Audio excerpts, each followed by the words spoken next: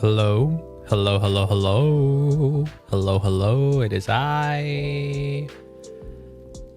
Nice. Hello, everybody. Hello. Today I'm chill. Hello, everyone. Come on in. Hope you're having a wonderful, wonderful day. I am chilling. Today is a chill day. I am relaxed. I don't know why. There's a contrast to the way I feel right now and the way I'll be feeling in like an hour from now when we continue the or potentially maybe even finish the story of this patch of Honkai Star Rail. Because I'm gonna be real, I'm kind of scared.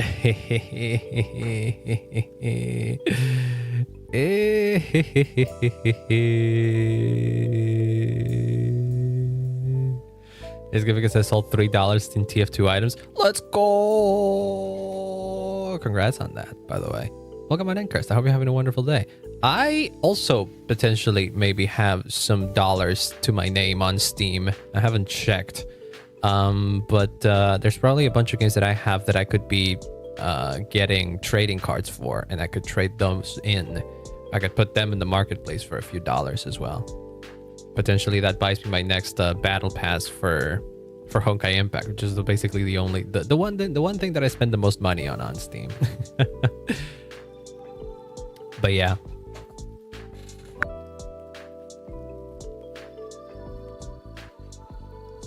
Sorry about that. I needed to take care of one thing. I knew my parents needed to leave, but I wasn't sure if they were leaving like now or in like a few minutes. I guess now I know the answer. But welcome in. I hope you're having a wonderful day. So the plan for today, I'm doing my dailies as we speak. I'm doing my dailies as we speak. It's just an auto battle as I yap because I thought it would make sense for me to do this now that I can, you know, as opposed to doing it while I was actually live and I was trying to yap. But because you don't have to see whatever the heck is going on the screen, it makes it so much easier for me to not focus on it and just like focus over on chat or something like that, for example. Because oh god, this team is it's not working properly in auto battle, let's just say that. But other than that, it's doing okay. Yeah, the reason why I started later today, by the way, is because last stream I started earlier because I wanted to pull for Phainon and do the story, which was a good idea. However, I think I could have started. Actually, no, it was a good idea because I think I ended at the right time in that stream. What I wasn't prepared for is that apparently the story of this patch is substantially shorter than past patches, than recent patches, which is crazy because Star Rail had been going on a path of like 8 to 10 hour story quests, which to some degree I was okay with. To some degree, and that degree being if the 8 hours were well paced and not padded out, I would have been okay with that. A lot of times some of it was unnecessary, but at the end of the day the payoff was worth it. So I would say that even though they could trim some parts here and there, the stories were never particularly bad. Sometimes the dragging off things just became too unbearable. It was worse in the first few patches of Euphorius, but it got better as it went on. But now, if we really are close to the end, which I think we are, because if you were here last stream when we were doing the last few bits, it definitely felt final boss-ish. Right? We had gotten most of the biggest reveals of the story. We came right then and there to. Actually, no. We everything that had happened up until that point felt very final. So I was very confused as to what else could there still be. And so I raided into Nor after that, I stayed over on Nor's stream for a while because Nor was still playing parts that I had played, so there was no fear of spoilers. And someone on their chat said that at the point where we left off, said that there was like only 1 hour or so left. I was like, wait, what the fuck, really? But that's good for me because that means that I don't have to like force myself to start early, because I can do it and I don't mind doing it, but it is not the most comfortable time for me to start stream at 4 p.m. my time, because it makes me like take care of everything that I need to take care after lunch too quickly, and I'm like, I'd rather have like room to breathe. So luckily there was no need to do that now. Thank you so much for the pipe. Free. Welcome on in. I hope you're having a wonderful day. And welcome on in, Content Mango. I love your name, by the way. That is a great username. Retaliation? How could it be retaliation if I never even sent anything your way? What? I didn't even do anything. Am I? What? What's happening here? What's happening here? Am I not aware? Aren't you live right now? Wait.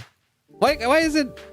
We're doing cross-stream warfare again, but I didn't even do anything. How could it be retaliation? Retaliation to what? I just started. We're just like, we're only like, we're getting our things in order here. I can't quite do cross-stream warfare at the moment. Welcome on in. I hope you're having a wonderful day. Or we would win that. Well, there you go. See, if you go over to Twitch, Freeform over here is doing this little thing where they come in and do redeems. So you can go over on to Freeform's channel and throw some other redeems here. I'll throw the link on YouTube. I'll throw the link on the YouTube chat. There you go. There you go. You can go. I don't know how much you would be able to do as a new viewer with the free follower what is it, points. Attack my money. Money. That doesn't quite do such a that doesn't quite do much. But I very much appreciate the money. But I hope you're having a wonderful day, the ones that are coming over from free for Force Chat, and I hope you're having a wonderful stream. All things considered, you pick a good moment to do cross stream warfare, because I'm still like, getting my shit together at the beginning of stream. Ow. Yeah, cheese. Yeah, that is my version of the cheese emote. Well, that was something. I hope you're having a wonderful day. I forgot what I was about to do even.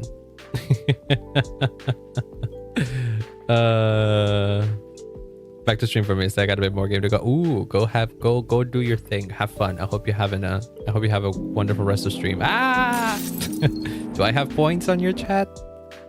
I don't know how long have I lurked in your chat to know how many points I have at the moment. I have enough.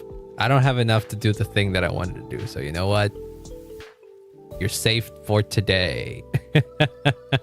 You're safe for today, Free. But oh well. That was fun. Always fun when that happens.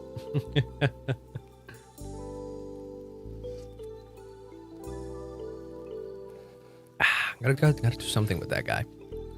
Now that I'm free from Deltarune and potential, and most likely we finish the story of Star Rail this week, I'm gonna be free next week for a bunch of things.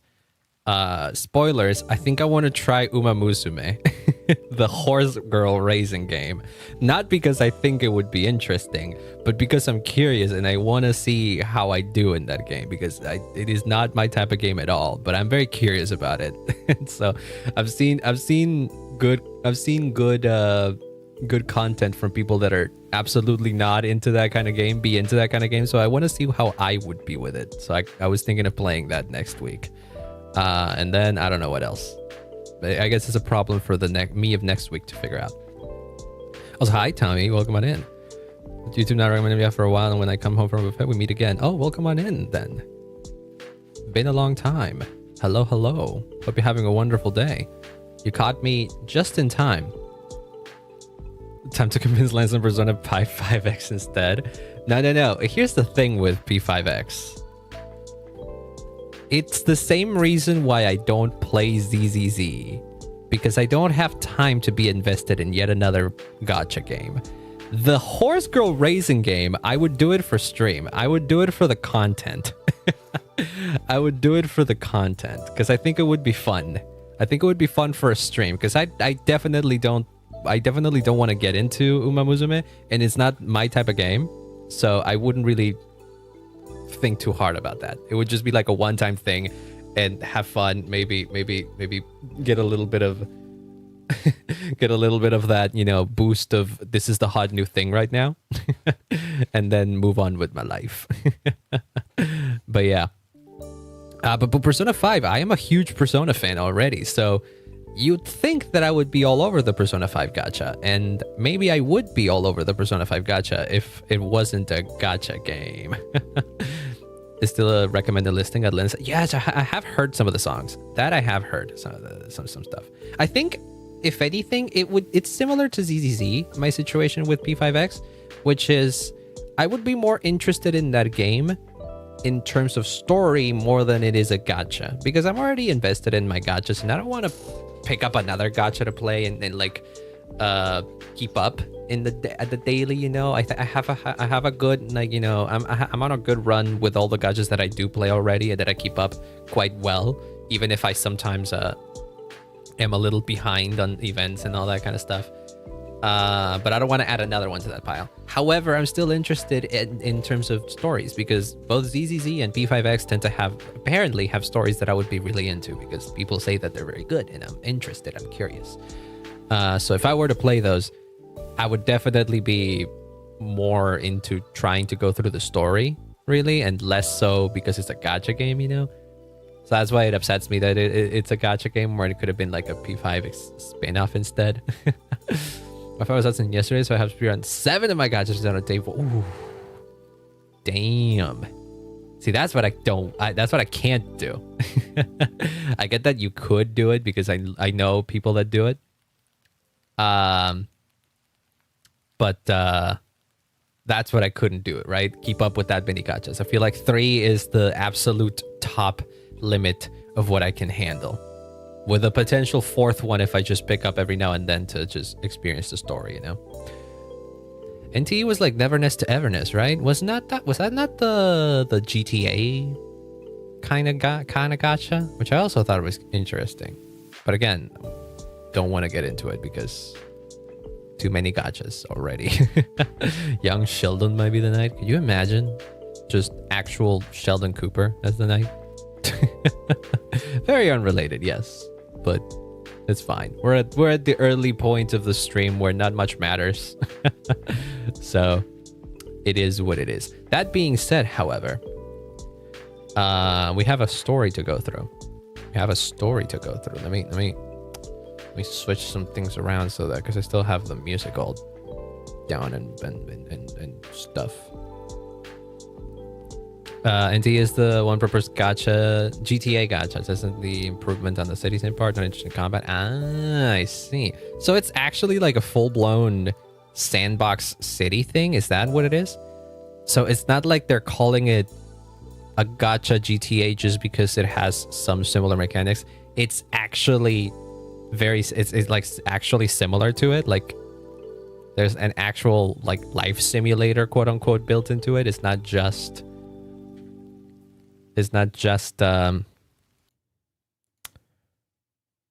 window dressing, if you will. That's interesting. I didn't think they would go for that, but alas, they did. Okay, so last we left off, shit has kind of hit the fan somehow. I am very confused about what was going on. If I could remember kind of what was happening, we saw the flashback of what was, I think, the first iteration of Phainon, or rather the last iteration of Phainon within Emphorius' regular loop. No, that's what I don't understand.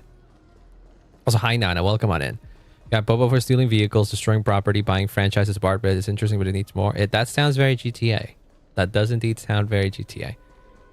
So there's a couple of ways to interpret what had happened last stream, which I haven't looked up too much into it because I hadn't finished it yet, and I didn't want any potential spoilers or anything.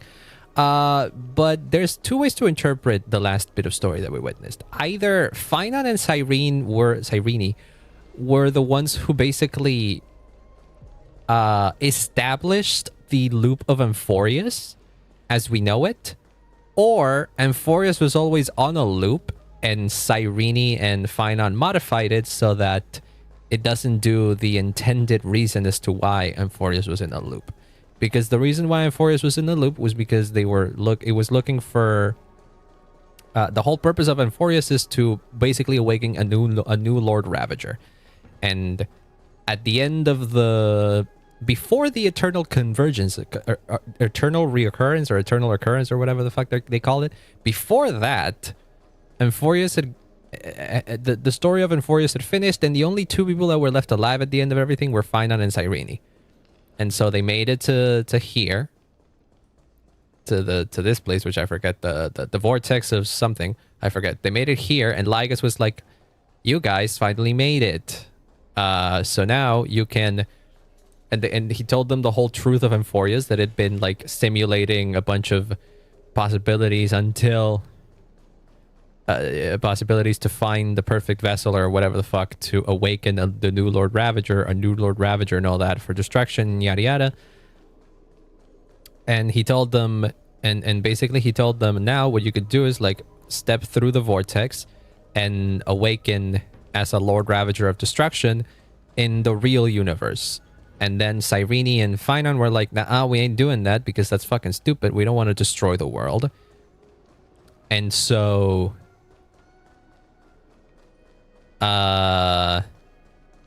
they basically killed Lygus, I think. They, well, destroyed Lygus.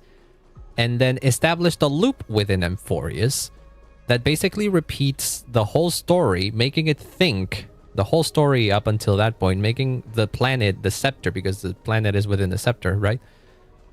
Making it think that it's still going through the calculation of finding the perfect Lord Ravager and all of that. But what happens is that at the end of the loop, everything resets back to the beginning.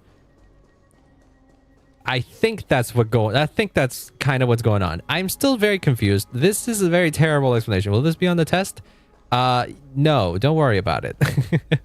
This was mostly because I wanted to be able to see if I remembered what was going on last time and see if I could make sense of it. How it makes our cast go back in time when it's some other flame chasers that were deceased back in the alive sense. Yeah, there was also that whole sequence in It Is Elysiae that had Phainon see visions of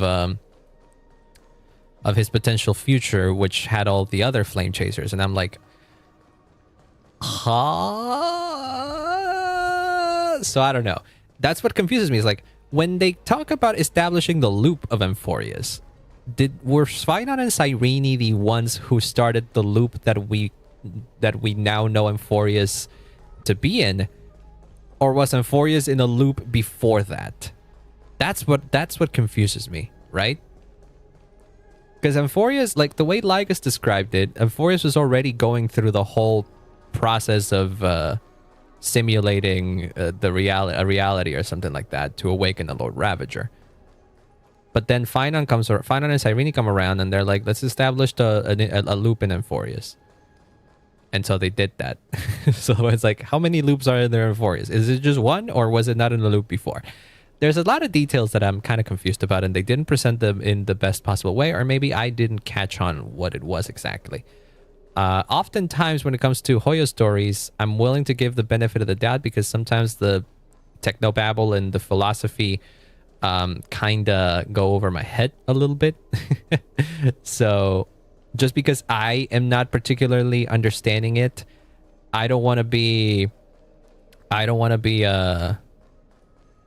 dismissive of the story. I don't want to be dismissive of the story just because I didn't get it. Because if there's other people out there that got it, then clearly it's not the story's problem. It's a problem in my end for not fully grasping it. ZZZ is ruined forever.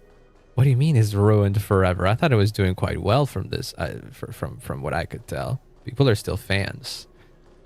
If something happened in the story that some people aren't happy about, I don't want to know, because I am curious about the story. I'm still thinking of the idea of going back to that game, if anything, to just to experience the story. So if it's something story related, don't spoil it. So Origami pessimistic, so there's some good parts. This is that I can fully enjoy. The Aquila fights, I went to the epic defeat to Cypher. Oh yeah, that was awkward. That was a bit awkward. I will agree with that. I will agree with that. The whole epic fight against Aquila going directly into Cypher's flashback was a bit of an awkward placement. I feel like the whole Aquila segment should have happened after the Cypher flashback. I feel like they could have restructured that better. But overall, that, like, the previous patch has been my favorite story patch so far in Enforius. It felt like all the setup that they've been doing in versions prior had finally paid off. So I guess being a patient guy that I am, I didn't have much problems with that, with the way it was developed at the end. But this patch has been quite interesting as someone who is very interested in the overall lore and world building of Honkai in general, not just of Honkai Star Rail, but also of Honkai Impact, because this being Phainon and Phainon being revealed as, spoilers, his real name is apparently Kaslana. They really 100% just went all in on the idea of Phainon being a Kevin variant, a Kevin Kaslana variant, and I am very curious to see where they go. Cyrene is also having a huge role in this patch, or also has had a huge role in this patch, which makes it even more of a parallel to the story on Honkai Impact. But I really want to see what they're trying to do and how they plan to separate it from that, you know? I mean, it's already quite separated. Like, nothing that happens in Enforius is one-to-one versus what happens in Honkai Impact. But I can draw some of the parallels, which is interesting. I'm far more interested to what it means, as to what it all means in the greater cosmology of Star Rail. That's the thing. You know how Enforius is going to be a longer story than normal. I wonder if other... Yeah, that's the thing. That's another thing that I was wondering, is like, this feels like this could be the final patch of Enforius. And yet, we know for a fact that there's 3 more versions after this. There's 3 more patches after this, which are still going to continue the story of Enforius. And as it stands, we already got rid of the Flame Reaver, which, by the way, underneath the mask, the Flame Reaver looked almost exactly like Kevin Kaslana, and by that I mean Kevin Kaslana, not Phainon. The popular theory, and what I believed as well, is that Phainon at the end of the loop would become the Flame Reaver and then chase himself and all that, right? That's how the loop of Enforius works. And I think that's still kind of correct. But the difference is that the way the Flame Reaver looks, it looks closer to Kevin Kaslana's design and less similar to Phainon himself. Like, the face of, like, the Flame Reaver's face, even though it's like stone and cracked and all that, still looks more closer to Kevin Kaslana. So I don't know. Never looked more like Reaver, looked more like Kevin. Yeah. It is absolutely the case. Because, okay, so Phainon, I got Phainon so we can look at him. I got Phainon here so we can look at him. See, this is Phainon, right? Phainon has a very distinct hairstyle, don't you think? This is very much a Kevin Kaslana look-alike. Of course he is, because duh, look at him. However, if we bring up let me bring up an image of the Flame Reaver that I got from last stream. And hopefully the difference should be clear. There you go. This is I took this from last stream. Let me crop it a little bit.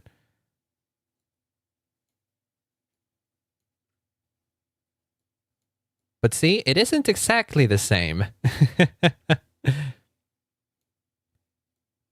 The hair is all different. The shape of the face is almost all different as well. Like, you can tell that they're supposed to be similar, and Phainon himself was even surprised because, duh, of course he would be. They look almost exactly the same. But if I were to replace this with actual Kevin Kaslana, here, let me pull up an image of Kevin Kaslana, and you'll see what I mean. You'll see what I mean when I say that this guy looks more like Kevin Kaslana than the supposed Kevin Kaslana lookalike. Sounds like an actor that my parents would know, but I wouldn't. That is a weird comparison to make, honestly. Okay, let me pull up the Kevin Kaslana image. See, this is what I mean. Look, you got Phainon in the middle. And you got Kevin Kaslana here. Who, clearly these are all similar looking characters. But Phainon looks less like these two things, you know? That's what I mean. Somebody pointed it out in Norse chat the other day, and I was like, wait, fuck, you're right. Huh? The two brothers and the one adopted child. True, it's something, it gives me that vibe. It absolutely gives me that vibe. It's like, they clearly are related, but like, not directly. They're not like twins. Also, not what you said. Watch Fire Force and change the brother with fire. The story's the same now. President known to Star Market. Don't say that word. I don't like that. One of the old story by changing that again. What the heck? I'm confused. I am not aware of the current story happenings of OZZ, so I can't really comment on that. But I don't know. I haven't seen any comments about that. I'd have to ask like my friends who are still playing the game or something like that. But general like opinion about ZZZ I've seen is still good. So maybe even if the story wavered, the game is still doing fine as far as I'm aware.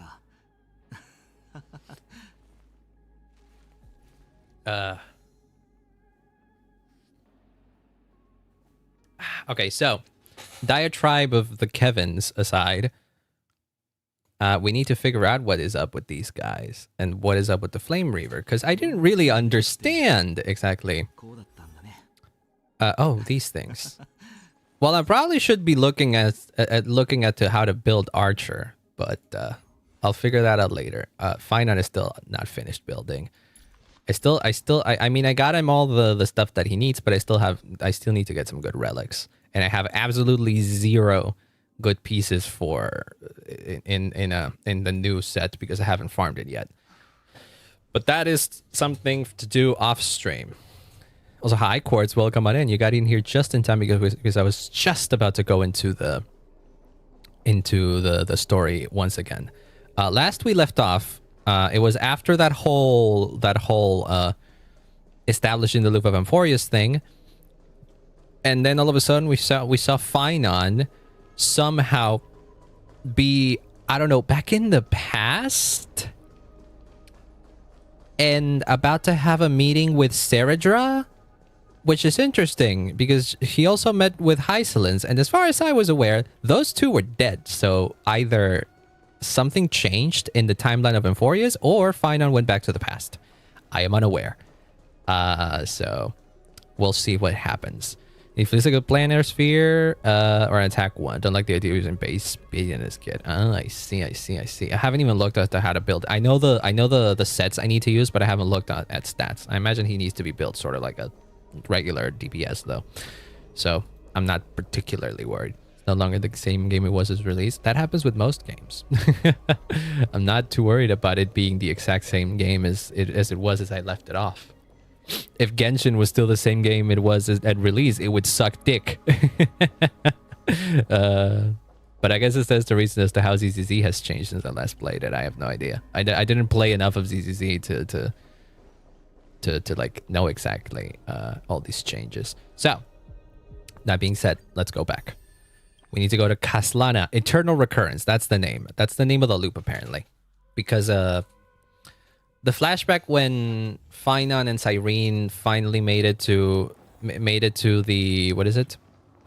Made it to the vortex was labeled before the Eternal Recurrence. And then at the end of that cutscene, all the numbers had gone back to 0 and then started at 1.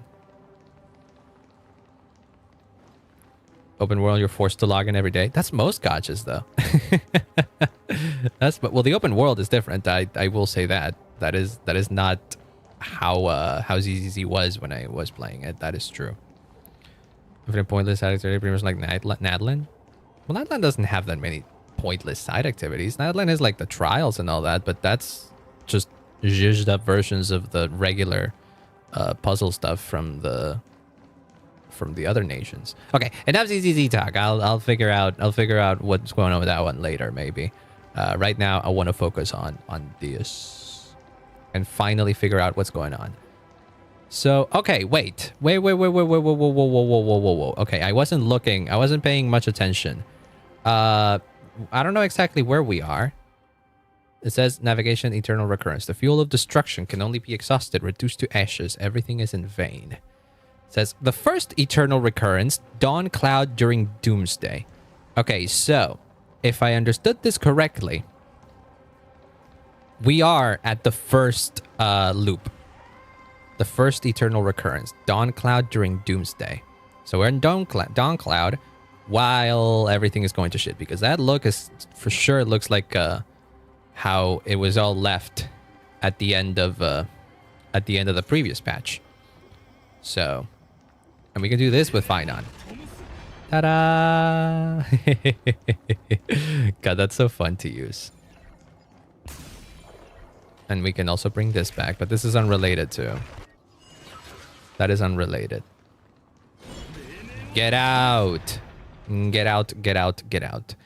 It wasn't clear that this was a Doomsday Dawn Cloud when I first made it in, actually. Yes. Are these new moves you did you know that Kevin had these moves? I mean, Phainon. Ta-da! Just washed it away, and here it comes again. The black tide really is no joke. Didn't you notice that my powers, or Phainon's powers, kind of look like the black tide?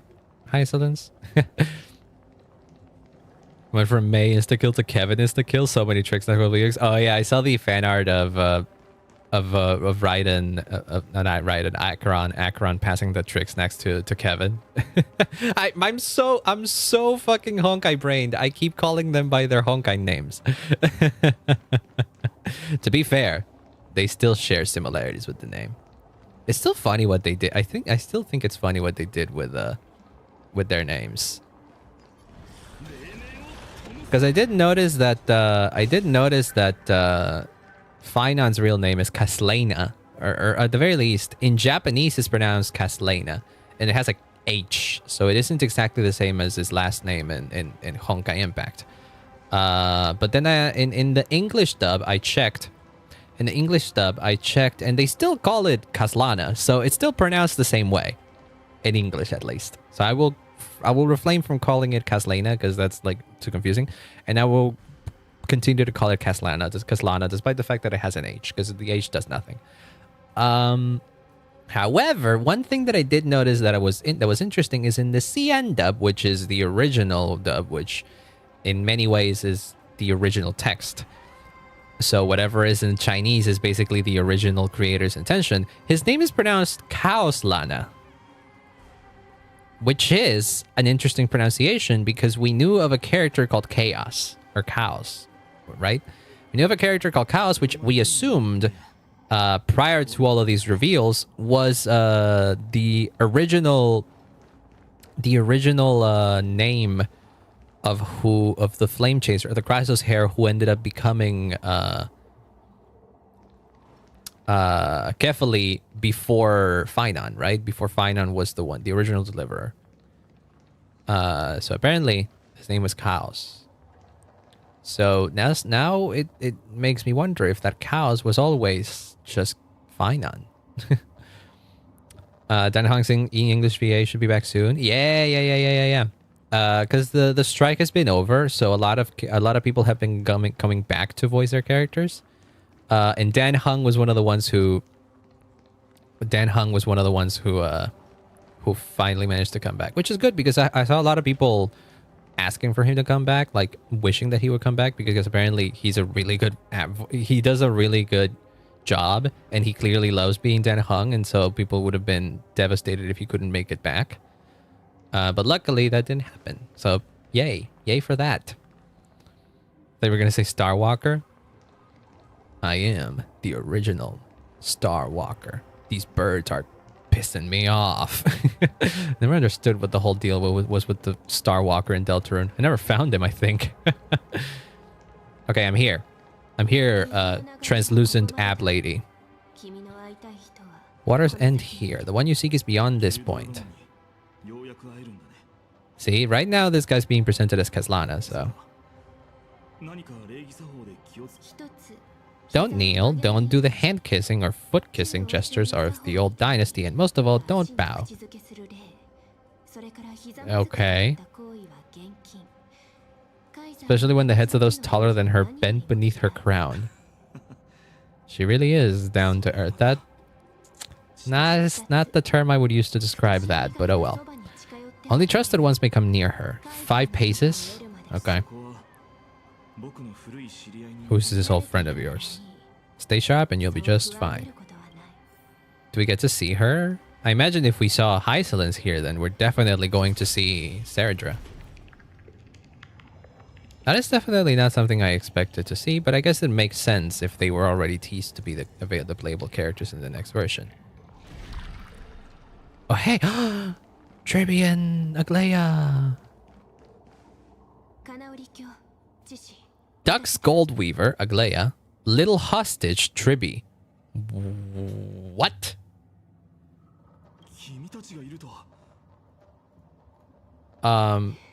You know them? Good, that makes things easier. You know them? What do you mean you know them? What the fuck was this first loop? Am I about to witness this Kaslana's ascend to becoming the Flame Reaver? Is that what it is? Am I about to fucking witness this guy completely annihilate the people in this loop?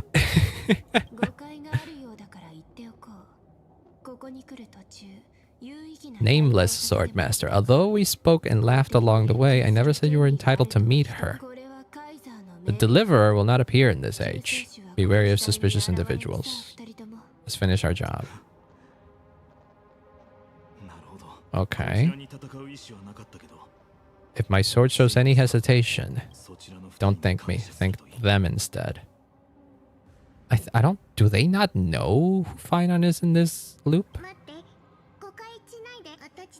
We don't want to see Kratos' hairs hurt each other. Just give us some time to ask you a few questions.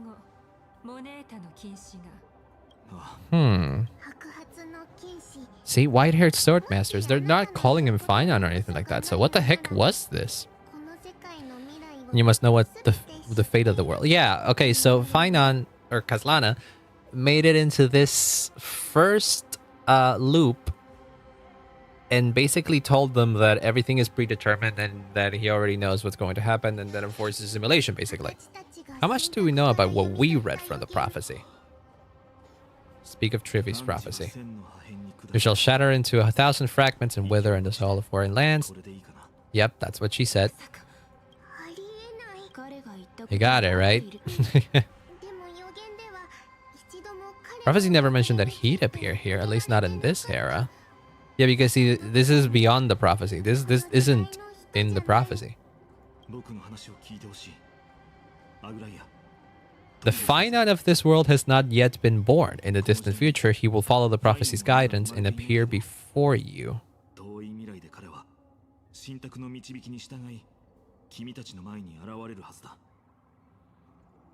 Huh.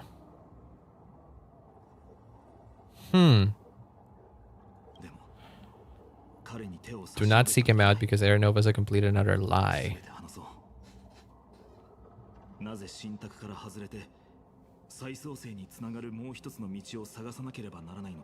Wait, wait. So is it what is it then that what's happening right now is that we are witnessing what Phainon did after we fought the Flame Reaver? I think that's what it is. And this is present day Phainon that has gone back to the first loop. Is that what this is? I know both of you, and I believe that no matter how the course of history may change, faith we all share will always remain the same. We find out telling him of his appearance in the future is what allows Aglaia and others to see him as the chosen one, because Aglaia, the last few patches, was calling him as ever always are. Yeah! Maybe that's what happens. Layers of rock begin to reverse and history wove itself anew. Through my old acquaintances, I was given the chance to meet the leader of the Flame Chase journey, Saradra, and after a long and arduous negotiation, we came to an agreement. Imperator's Alliance needed the destruction. I was ready to pull all my strength into it. The spoils of the Flame Chase, the core flames, would be sealed by my hand. The upcoming battle and our conquest of the Earth. Huh? Power could transcend fate.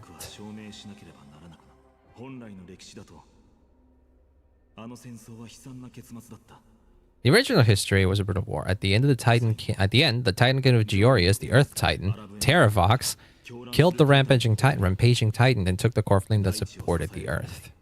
This time, Amphorius encountered a turning point in its fate. Neither side suffered any losses when he severed the Titan's head and raised the core flame high. Crowd gathered around the scorched remains of the god, roaring with joy. Please read translations because they don't know what Earth is. I am unaware of what that means. But I do know that there is an Earth Titan, but I think they mean Earth more so the element rather than referring to Earth the planet. I think that's what it is. Though I don't know how you would interpret Earth in that context in the first sentence that I just read. So I don't know. I'm kind of confused as you are. It's just as confused as you are in that one, I think. Cheering for the hero destruction who had ignited the faint spark of life for the first time. Wait, what did you do? This time, Forrest encountered a turning point in his fate. Neither side suffered any losses. When I severed the Titan's head and raised the core flame high, the crowd gathered around the scorched remains of God, roaring with joy. Cheering for the hero destruction who had ignited a faint spark of life for the first time. Some pastimes they said Earth, didn't refer to Titan, took it like, yeah, okay. So maybe they use it in both ways. Maybe they use Earth as a way to refer to Amphorius as well. Just rather the land of Amphorius, if you will, you know?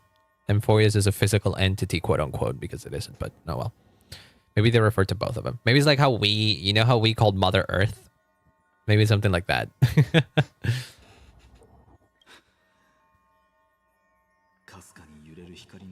The one's dark path ahead seems to become clearer. Proved myself in the long years that follow, I brought down the other Titans one by one. Do more than just wait. When time resets, the chance to change the world also emerges from the lines of history. The brutal future revealed by Aranova is reversed. But tell me, that's truly the case. Why are we doomed to the same outcome? First eternal recurrence, end. So now we're at the end of the first loop. And there's two Phainons. Or rather, the Phainon that was born, the Phainon that was normally born, and then this guy who came from the future lurk.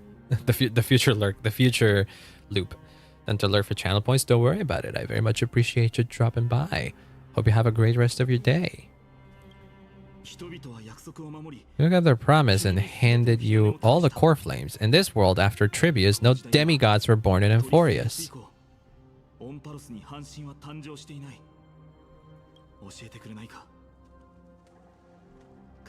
This is confusing.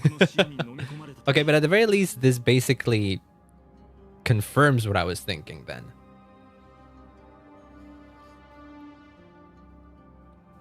That this is present Phainon that has gone back into all the loops. But when does Cyrene come in fucking... Aha! I'm confused. Okay, keep going. At the very least, I need to have all the pieces to try and make sense of it. It'll only make things more confusing if I try to make sense of it as we're going. And the advantages of the Black Tide with their mortal bodies. Why didn't you shed even a single tear? I don't think he has any tears left to shed. That's the thing. They all dried up. To you, there were just a bunch of insignificant footnotes.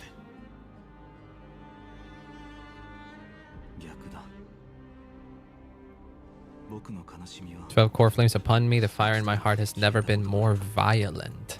I remember this world through anger. As long as I burn, they'll never truly leave me. Oh. This moment is the only weapon I can rely on, so... You gonna fight it? You gonna fight yourself? Yeah, draw a sword. Executioner. Okay. I see. And then what? The executioner lives. Is that so? Yep. He raised his sword and attacked. And Kaslana killed himself.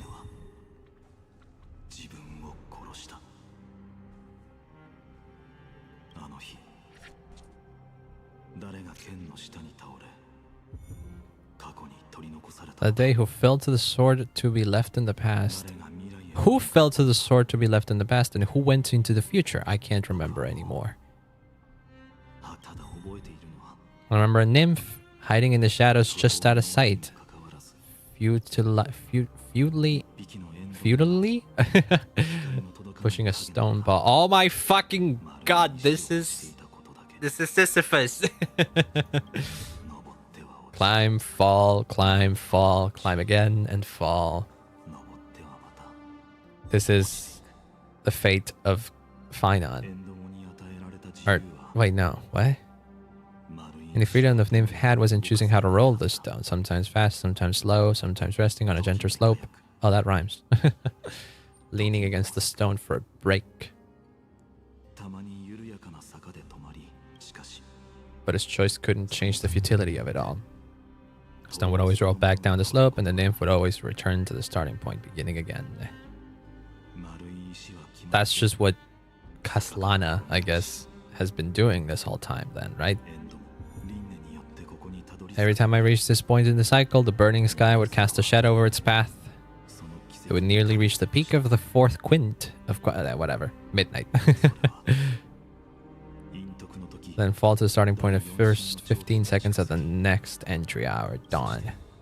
My efforts in the cycle would dissolve into nothing at the same time.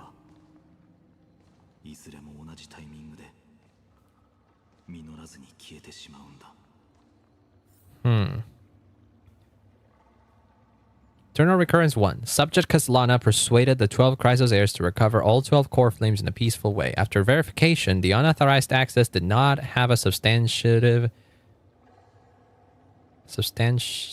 impact on the experimental process. Life cycles of the 12 Chrysos heirs were terminated strictly in the predetermined experimental sequence as successfully loaded into the buffer. Subject Kaslana regressed the extrapolation process and abnormal fluctuations were detected in his mind function. Admin notes. The first devastating failure. Oh boy. So we get to read a bunch of more. In the second one, he adopted a similar strategy to the first. The life cycles were terminated normally in sequence. Kaslana regressed. In the third, minor adjustments were detected. Decision weighting for avoid sacrifice of past companions has been increased. After verification, this adjustment did not have a substantive live... Okay. Terminated normally in sequence, so they all always die in the same fucking...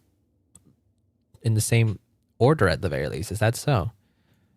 Attempted to decompile the Black Tide for the first time, aiming to elevate access privileges and execute unauthorized access authorization operations against specific subjects represented by the 12 Chrysos heirs. What? did he try to... Okay, so he tried to hack the fucking...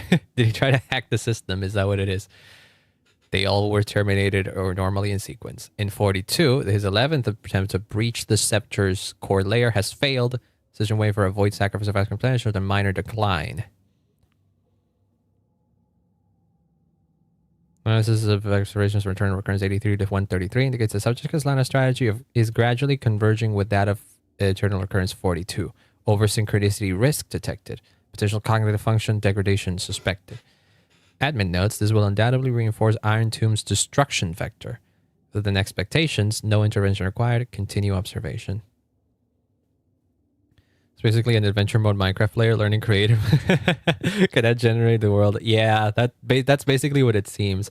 I feel like this is all shaping up so that this Phainon went back and became the executor of the loop, quote unquote. And every time he tried something different, to no avail, because the result was always the same. And every time he lost more of himself and he became more in line with the destruction vector. In the 34th.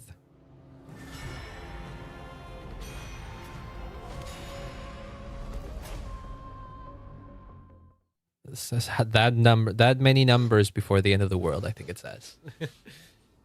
Yeah, at this point we're going back then. Okay, clearly we're going back. What I am confused is to what was the placement of the previous events of all this flashback then? I need to fully understand the start of the loop to make sense of the rest of it. What cycles was the answer you were looking for? The answer came so suddenly, there was no fun in tracing it back to its roots. Aeons, paths, what a load of nonsense. Huh. Yeah, you don't really understand them. The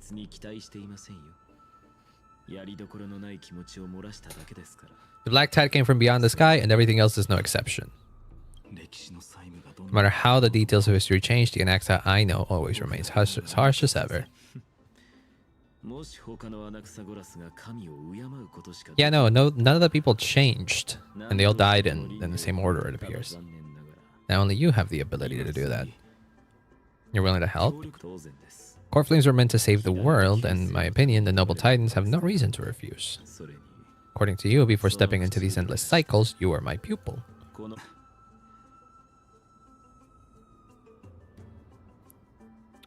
Okay. Okay, I need to keep going. I need to keep going before I lose my mind. Run into any other scholars, leave them to me.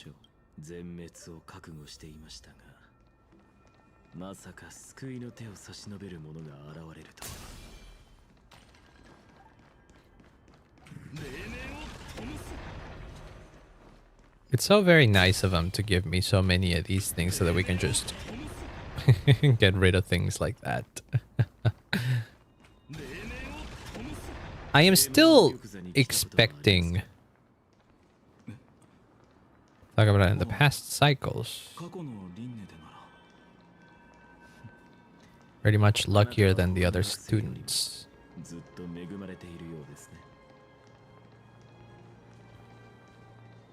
I'm expecting that this Caslana that we're playing as will eventually turn into the Flame Reaver, though. That's how it all would make sense to me.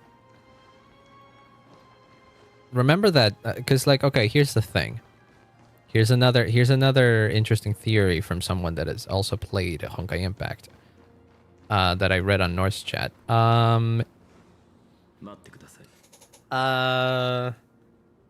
Finality is a path in Honkai Star Rail. However, finality as a concept already kind of existed in Honkai Impact.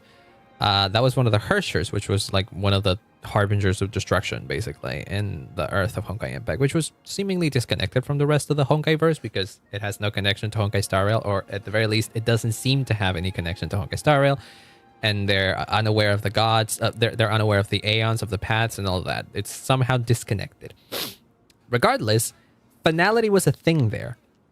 Finality was the last Hersher to come. It was the last attempt of Honkai, the calamity of the Honkai, to assimilate into humanity and, you know, destroy it and just become one with it or whatever the fuck. Finality was already there. Kiana, the protagonist of Honkai Impact, eventually took the powers of Finality and now is the Hersher of Finality. She can control that. She has those powers or whatever the fuck.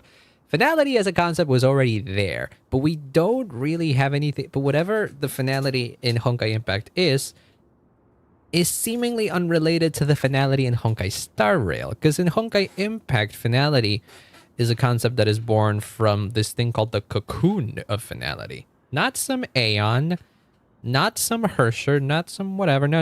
In Honkai Impact, the origin of the calamity of the Honkai is this thing called the cocoon of finality. How that cocoon of finality connects to the path of finality itself is up in the air. People have theorized that the cocoon is some kind of emanator of the Aeon of Finality, because the Aeon of Finality, we know his name is Terminus.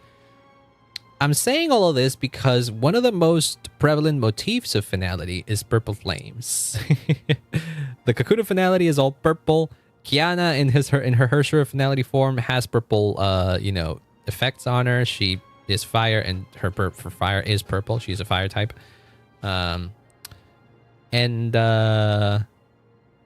I think in the moon, which is where Kiana is located, if I recall correctly, there is a big statue that is like cracked, and there's like purple bluish fire like emanating out of it.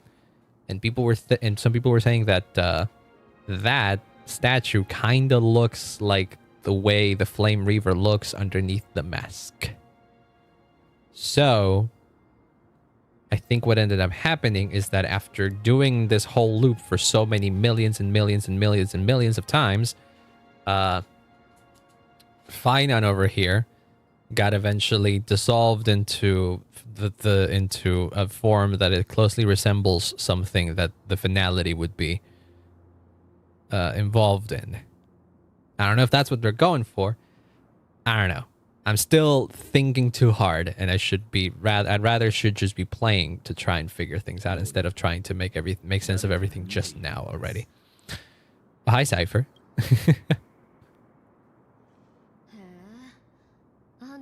Your eyesight's better than I thought.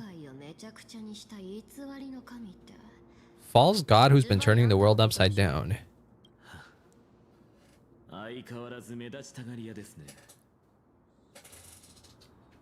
Oh shit, ads are happening. I didn't realize. Give me 1 second, and I'm gonna go. I'm gonna go take care of some things while that's happening. Give me 1 second. I'll be right back.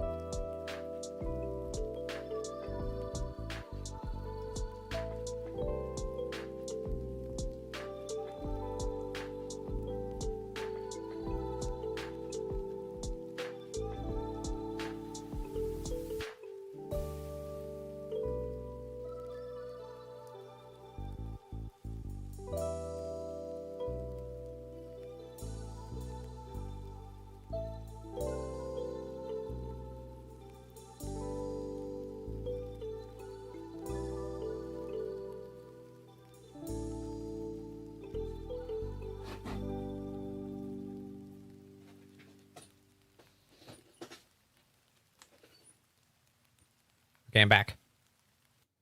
I'm back. So. Where were we? Right. Cypher. The name of the seven sages. Everyone for eliminate the throne. There's a sacred god of reason. Yeah. Don't even call me the demigod of trickery. That's just heartbreaking. Okay, it's good to know that she's still that. Yeah, everything is the same. I mean, well, everybody still plays the same role. It's always the same Chrysos heirs.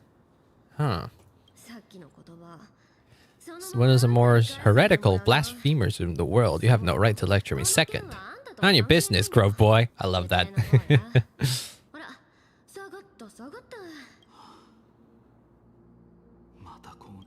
Here we go again. Oh, you've been through this already, huh?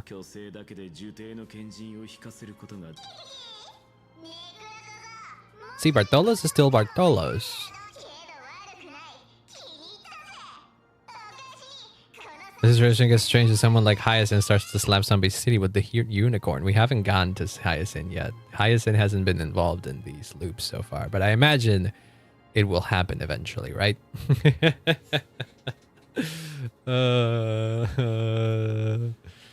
Everything used to be more complicated. Everything used to be complicated, but still more simple than whatever this mindfuckery is. So what's happening now? Oh, you stole it now. Oh no. How terrible. I can bring it back immediately. I know how to do this. I've done this already. Why did you give me the tutorial as if I haven't done like 7,000 of these puzzles already? They're exactly like all the past ones I've known. Cunning and yet so naive. Have a plan? When I first set out on the flame chase journey, Lady Treeby never managed to teach me Ornyx's miracle. But along the way I learned a thing or two. Did you learn a thing or two thanks to the Trailblazer?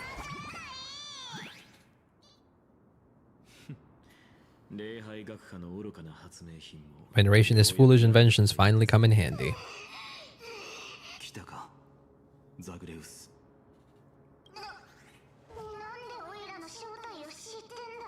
Yeah, of course. Not gonna waste word. Listen up, Spirit Thief. Hand over the core flame and let's pretend we never clashed. This way you and this world can still be saved. You know damn well that ain't true. You're the greatest disaster M4 has ever known. Yeah, at this point he's already in a path of destruction, isn't he? They took it, man. If I was only only there was a tutorial given a few times to accomplish this trickery. That was their true trickery. Also, speaking of trickery, Cypher is there's a very little tiny Cypher over here. I don't know if you can see her, but that like right there where my cursor is, tiny little Cypher just looking at things. What did you say? And drag this world down with. No matter how strong you are, you're still just a mortal body carrying 12 core flames. Don't make me laugh. You'll just get consumed by the divine flames and drag this world down with you. 134. That's how many loops have you gone through? Number of core flames I carry is 12 times that. 1596. Just a single Kratos there. How is that even possible? I don't know, man. I'm just confused as you are.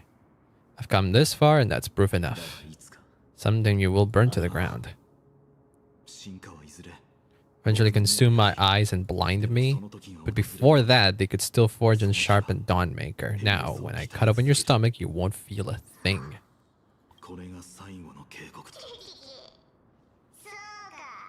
So basically what's going on is that he was peaceful throughout the first few loops, right? The first 100,000 something loops. He seems to have been more peaceful. With an air of nihility to it, but no. I'm not going to read all this. It's a big number.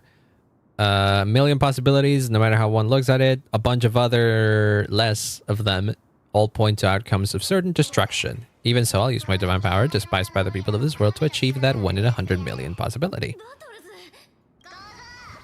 I got guides. You'll have to first step over my dead body. Oh, hey, we get to fight at Bartolos with Kevin. Or Phainon, I mean.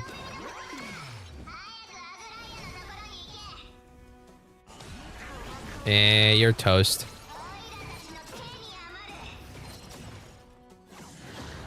It's fine, you're toast. Not that it mattered anyways. I'm not gonna go all out for this fight, I feel like, right?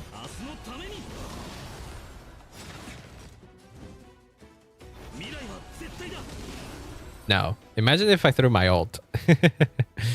How absurd.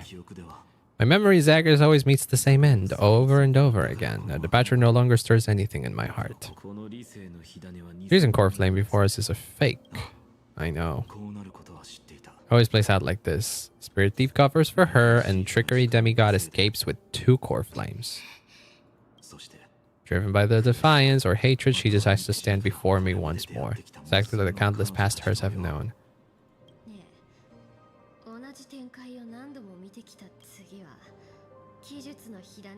You carved the Trickery Core Flame from my chest now? So far, in the cycles where you've asked this question, the endings haven't been so cruel. But that's the thing, is like, everything plays out differently in the loop that we played through.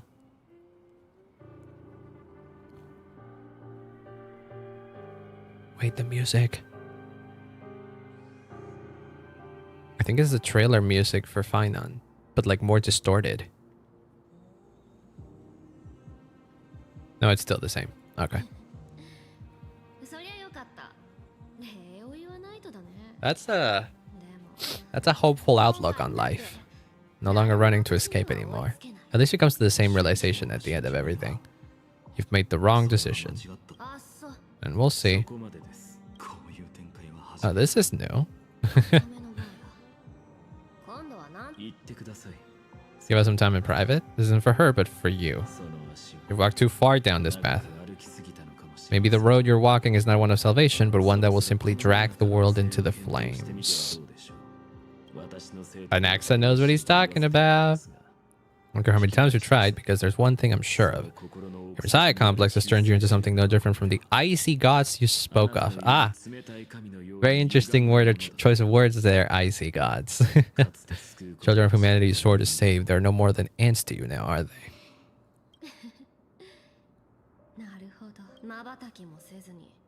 And a demon could burn away my homeland to the ground in an instant without batting an eye.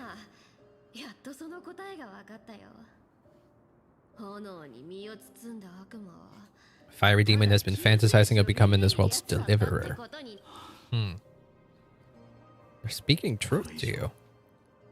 The outcome won't change. How do you know that? I mean, I guess you are convinced that it will. Accept fate and hand over the core flame to me. We all have the right to choose.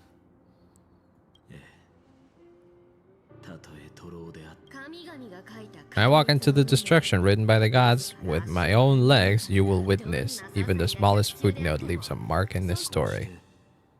The end of the 134th cycle. Traveler and the scholar filled their fates once again. Just they who fulfill their fates? I can't quite remember all this. For no reason, a voice always lingered by my ear. Losses are a constant on the flame chase journey, among which even life itself holds little value. Didn't Galea say that? Reduced to ashes, such a familiar end.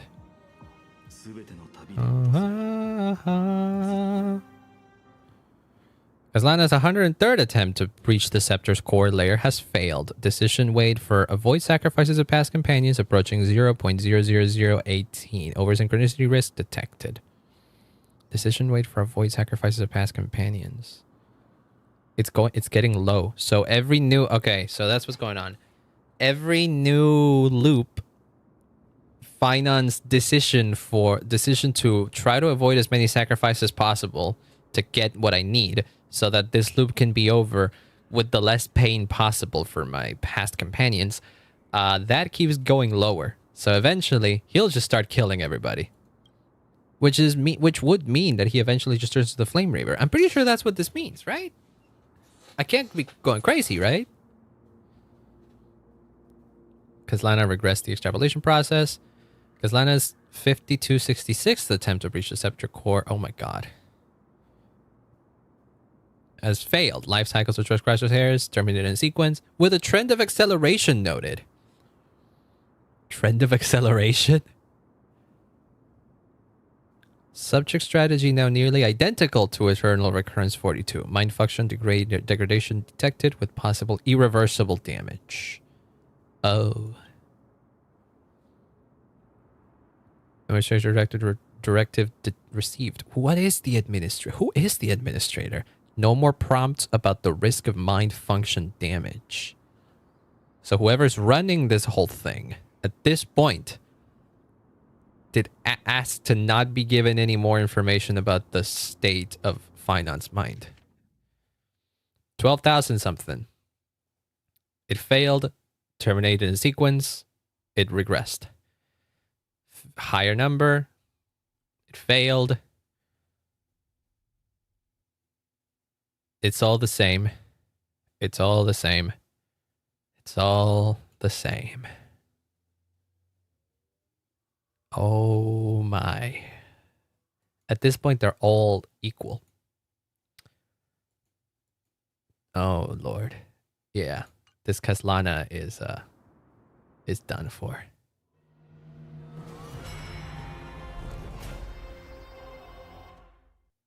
Did I come back at a bad time? I don't think there's ever going to be a good time to come back to on this stream. Because this story is being depressing. I don't like it. I'm witnessing this guy turn into the villain, and you could say I should have expected this, knowing what I know of Kevin, but this is worse. This is worse. Even after going through 108,000 cycles, your name for me has never changed. It's a derogatory? Oh, deliverer? You only meant it sincerely in the first cycle. Really now? For that one and only time we walked side by side, every time since it always ends up like this. Just think of one of my favorite movies, The Prince of Egypt, and the song Deliver Us. I think that does ring a bell, The Prince of Egypt. It does ring a bell. Dawnmaker will stab you through your 10th thoracic vertebrae. That's your weak spot and the only way to kill you. When the Mydamuses of the past faced you, did they ever retreat? Never. They died honorably, worthy of the name Strife. Still tenderness in your eyes. Do you have to remember how this feels, though? Remember that I was once humans, or else the destruction will completely consume me. This person is a worthy opponent, so always remember to give it your all and never slack off.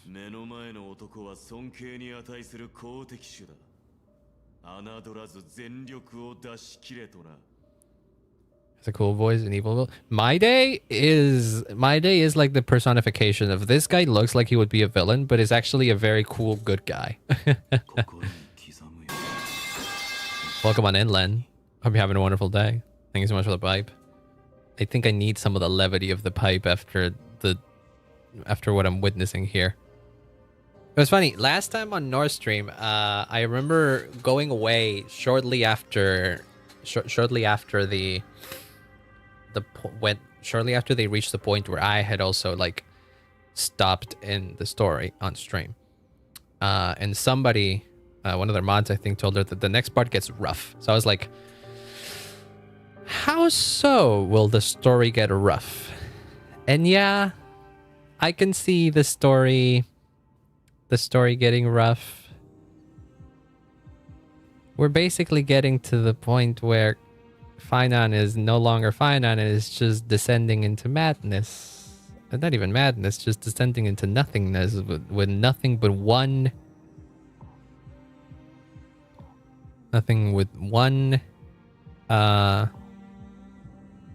goal in mind, which is seize the core flames. Oh boy.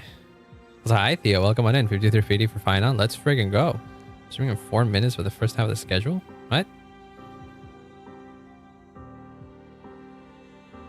Word of advice? Just saying, word of advice here. Let me I'm going for silence for a second. Word of advice: don't come into someone else's stream just to sell it, just to say, "Hey, I'm going to stream in a bit." That's just bad etiquette between streamers, you know. Just leaves a bad taste in someone's mouth. Just saying. Just saying. But other than that, congrats on saving up. That's really mean. It isn't mean. No. Don't worry. I don't expect everyone to know this. Was it in the rules? No, it isn't in the rules. It's like implicit etiquette of the streaming world. That's just, and I don't blame anyone for not knowing this. I'm just, let me be the one to tell you in case you didn't know. You know, because in another stream, this may not have gone as good for you. You might have gotten banned or anything like that. So let me teach you a lesson instead.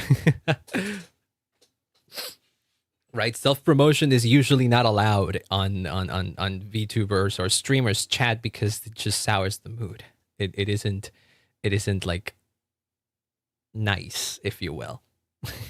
I'm trying to paint a similar analogy in another field, but I find it difficult.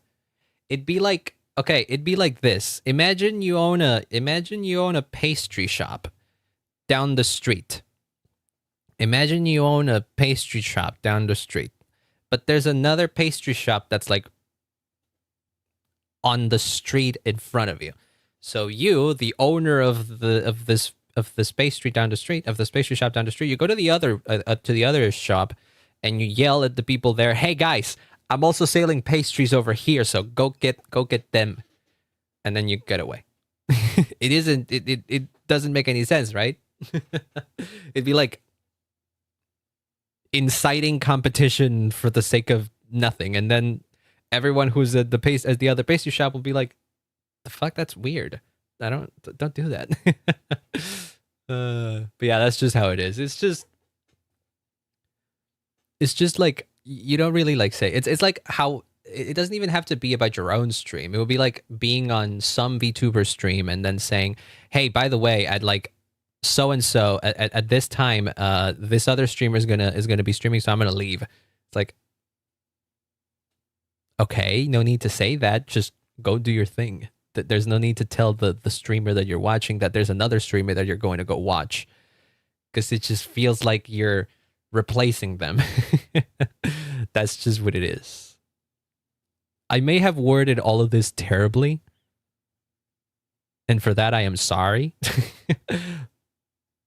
But the point I'm trying to make is don't do self-promotion on other people's chests. Hidden proper rules to follow, no need to be decreed in text. Like, you shouldn't breathe on somebody's neck. Yeah, exactly. It's one of those unwritten rules of the world of streaming where you don't really self-promote on other people's channels because that's unwarranted, you know?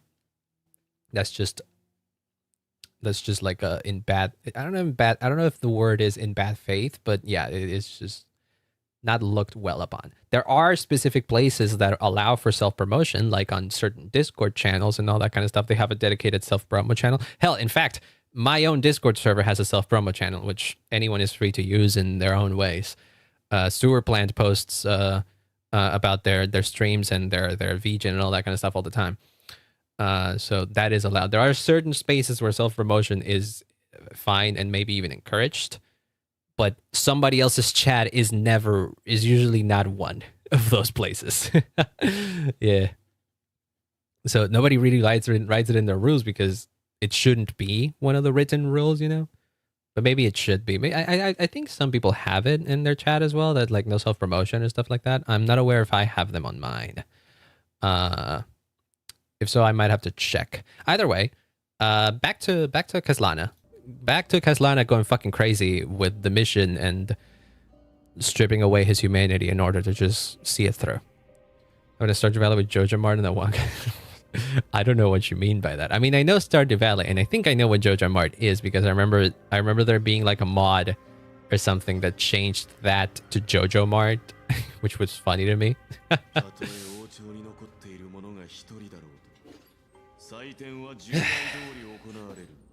In this particular loop, we're witnessing one final confrontation between Maide and Kaslana. It's interesting how we're not even like talking about Phainon anymore. We're talking about Kaslana, like the entity he became after he was Phainon, you know? Kremnos Festival will continue as usual. I, the King of the Kremnoan Legion, will host the final feast in the center of this arena. Prize will be the Flames of Strife.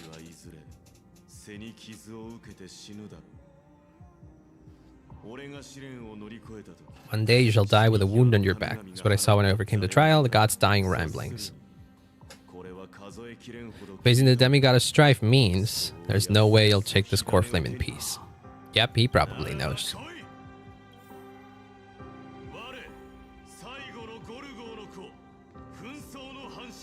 You will wear the oh. Oh, Lord. Oh, Lord.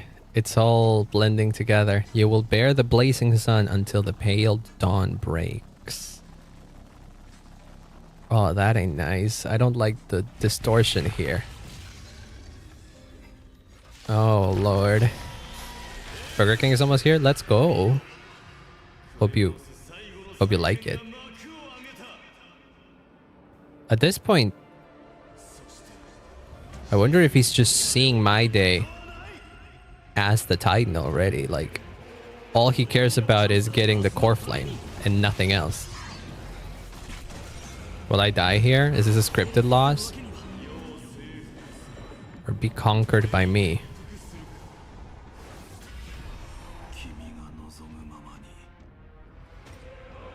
Let us go to a vaster battleground. Oh boy. Cool design. Yeah, no, this guy has a cool design, doesn't he? Look at what he can do. He's essentially a god. Like, he has a very godlike design.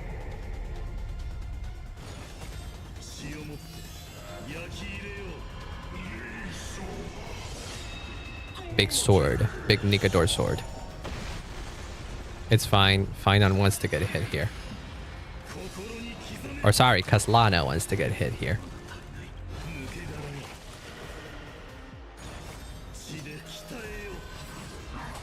Oh, I don't know if I meant to do that, actually. I'm still unsure on how to use. If you can deliver her.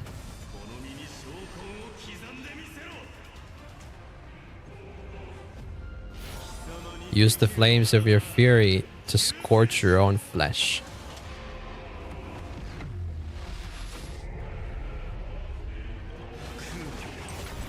So what now?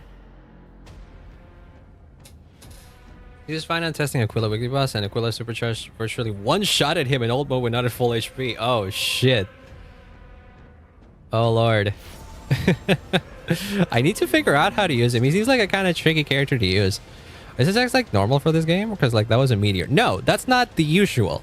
This is a special character because in lore he's supposed to be this strong, so his animations are this flashy. His attacks are this crazy because that's just how the character is.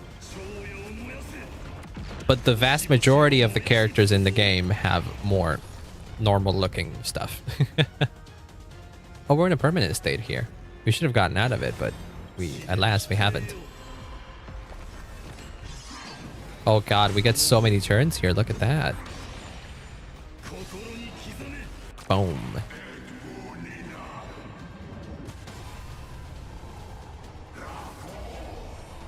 Then again, this isn't the exact situations in which you would actually use him. You would use him with a team of other people who would potentially buff him even more.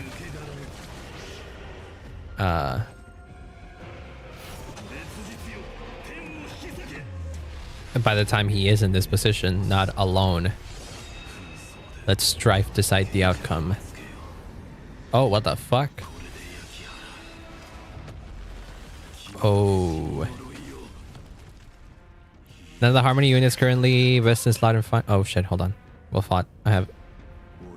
You may crown yourself in my blood.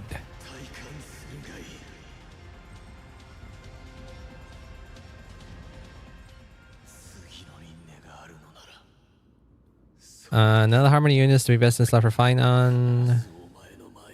It feels off without speed tune BS3. He snapshots all turn-based buffs the minute he's in ult. I think I get it. But I don't know how much it'll be relevant to the way that I play the game. Because again, more casual player, I don't mind min-maxing stuff or speed tuning and all that kind of stuff. So I'll just put him in the team that he's good at, and I'll just like figure out a proper order on how to play it, and then I'll fuck it, we ball.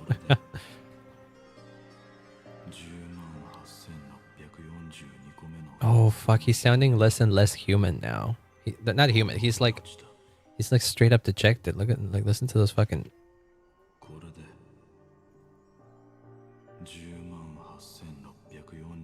That just sounds like he's done with life. Just have a healer and people that buff Phainon caster wise. Yeah, I'm aware it has to be kind of like that.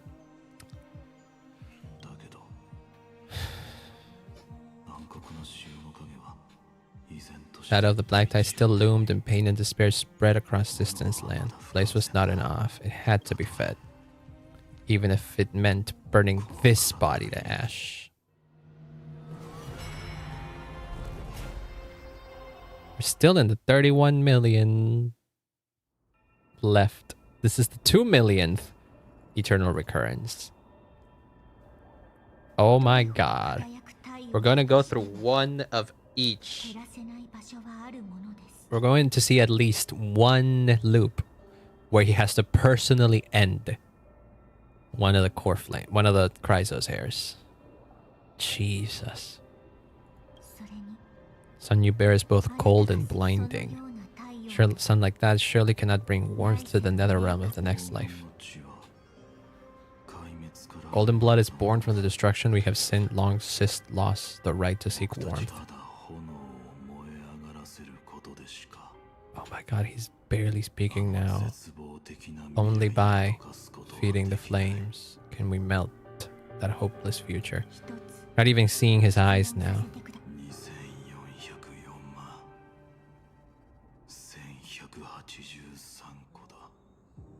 Oh fuck. It's like a bad time? I'm telling you, all of this is a bad time. So that's why you turn into this, a broken idol, tragic firewood. I will bear this burden.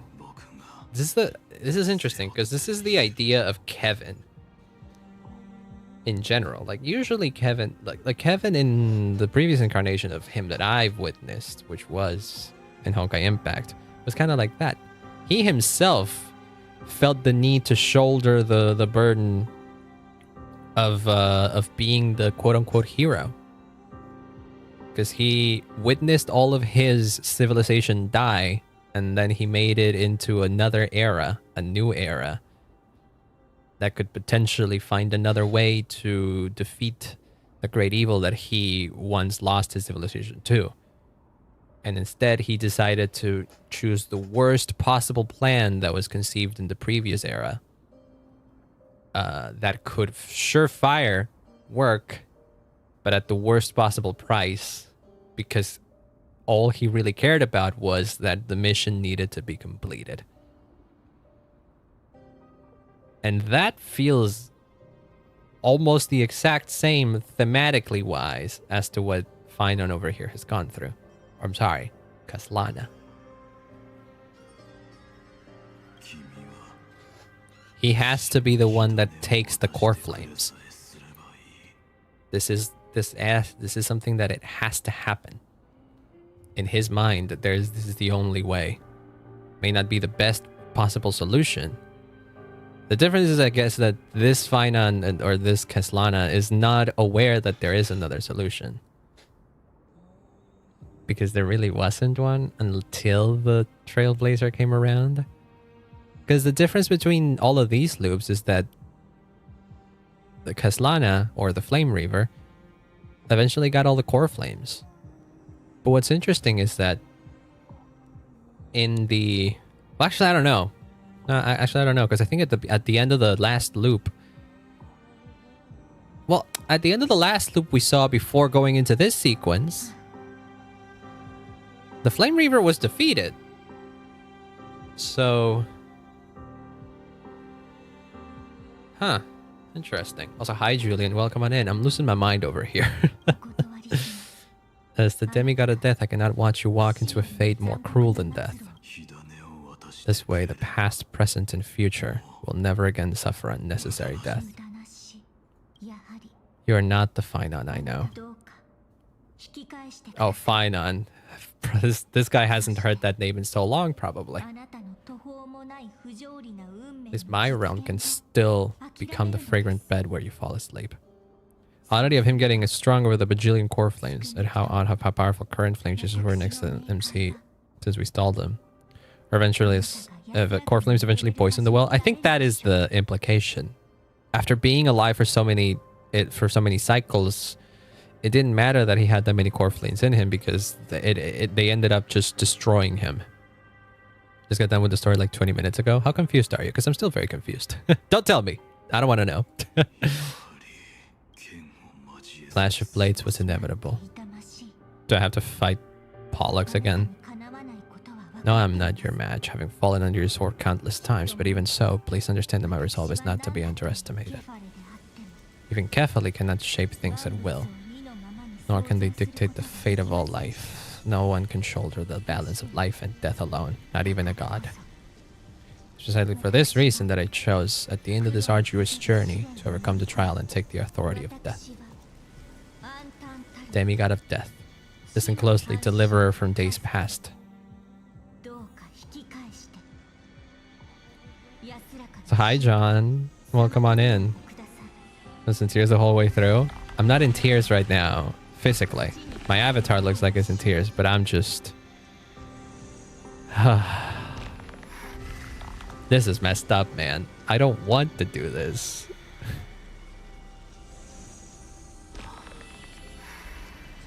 But I guess they really want you to know what he has gone through. Isn't there, huh?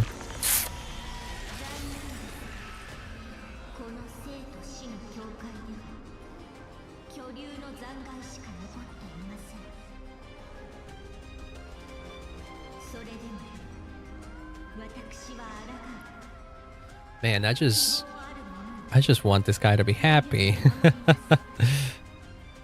Is there the... Oh no, I tripped on the TV remote to skip 4 hours moment. Oh yeah. Almost, if you think about it. Because like... Imagine being someone that... Oh, thank you so much for the membership once again, Julian. Hello. It's a dragon. It won't run for your life. Oh, don't worry. The dragon will be fucking gone in a few seconds. It's no match for the fucking power of plot armor that this Phainon has right now. Rest here. I didn't do that. It activated on its own.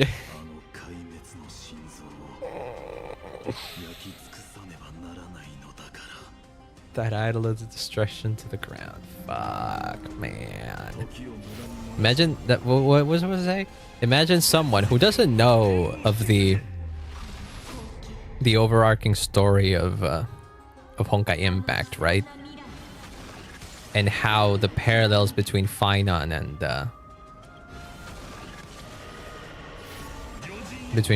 and Kevin are. Because if you had asked me a couple of versions ago, I was like, I'm just waiting for Phainon to be broken. Because Phainon being a Kevin variant shouldn't be this happy and positive of a person. That runs in contrast to the character that Kevin has always been in all of his iterations. But the difference is that we met Phainon before the disaster had come his way. So that's the difference.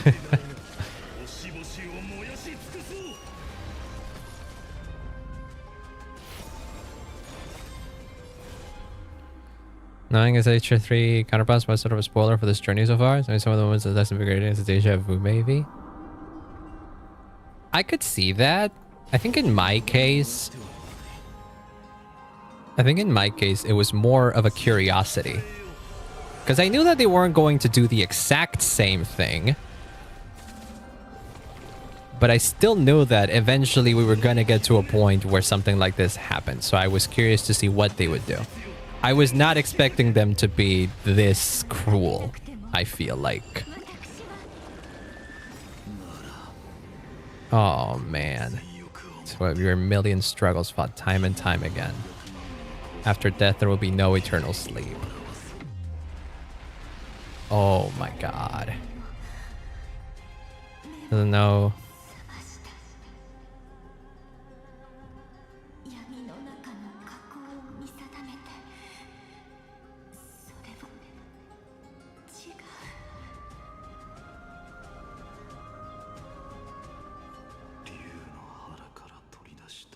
Damn.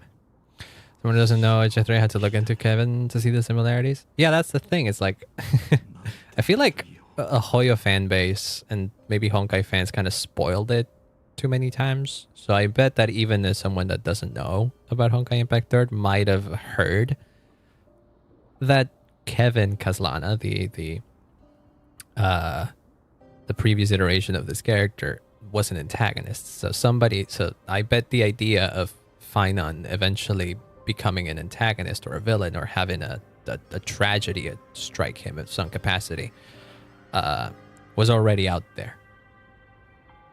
I'm willing to bet that that was probably inevitable. But imagine being someone that doesn't know any of that context and someone managed to avoid all the spoilers. How the fuck do they feel? It's even more messed up if you have someone if you take someone who unaware of everything that Kevin goes through in Honkai Impact and all of the other variations of Kevin. It's insane to have them go through this. This isn't hitting me as hard because I was never particularly super attached to Kevin. I always found him to be a fascinating character and all that, but the difference between what is happening here and what happened to Kevin in Honkai Impact, for example, is that you don't really get to live what happened to Kevin. You only really get to hear pieces of it. Like, you see his backstory, you understand his whole backstory, duh. But it is not like this. You don't play his backstory, you read it. You witness it a little bit. They seem to be really trying to hammer home the pain that he has gone through. People basically spoiled me Phainon's role from 3.0 as he was similar to Kevin, but I still enjoyed Phainon's separate guy. That's how it should be, because they really are. They may share parallels, and I know I've pointed out some parallels throughout this stream so far, but I always separate the two. As much as I like Kevin as a character in Honkai Impact, I know that whatever Kevin did in Honkai Impact isn't exactly what Phainon is going to do here, because the stories were completely different, and the characters themselves even were completely different. They just shared similarities. Hoyo themselves say this as well. They might be characters who share names and similar faces, but at the end of the day, they're different characters that follow kinda similar paths. People just don't get it sometimes, and people think that they're one-to-one copies, and that upsets me because that's just wrong. That's just straight up wrong. Hoyoverse reuses ideas and explores concepts in different ways. They don't retrace the same story once again. It is good to know that Honkai Third references. I do like the fact that the connections are there, because as someone who is a fan of both, it's interesting to notice them and see how, you know, they all relate. But I know that they're separate entities. I just hope our Phainon ends up boosted to continue the Post and Furious arc. I am curious as to what they're going for ahead, because if the point of Enforius is to be some sort of bridge to the next part of the story where Nanook and the rest of the Lord Ravagers are going to make more of a move, I like the idea of Phainon becoming the Lord Ravager of Destruction, who is tasked to be the one that is going to destroy destruction itself. I like that idea. It moves Phainon away from Enforius and takes him to a point where not even any Kevin went to in any ways, you know? Because Kevin's story always seems to end when the hero in turn surpasses them, you know? In Honkai Impact, Kevin's story comes to an end because Kiana proved him wrong, and so he defeated him. She defeated him. So that's how it ends. So that story ended there. But it would be interesting to see a story, a Kevin or a Kaslana in a story where he has a he gets to move on, you know? He gets to move beyond his quote-unquote supposed end. Destroyer of Destruction would be funny. And I think it's cool as heck. I think it would be cool as heck. And we'll see if 14 year first try. Hey, let's go, Theo. Congrats. Now back to more depression. Oh. He's barely even raising his voice at this point. Should shine upon all, light the path ahead, and illuminate the dawn of Euphorius that's to come.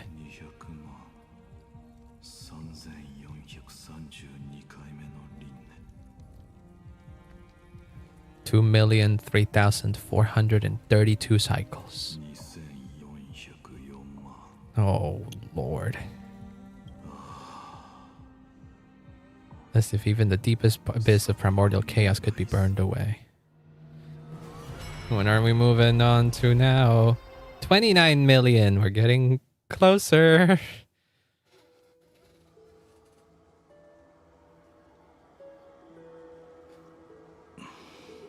Oh, it's this one again. You're here, as always. Still lingering deep within me, never fading away. This is the hero within.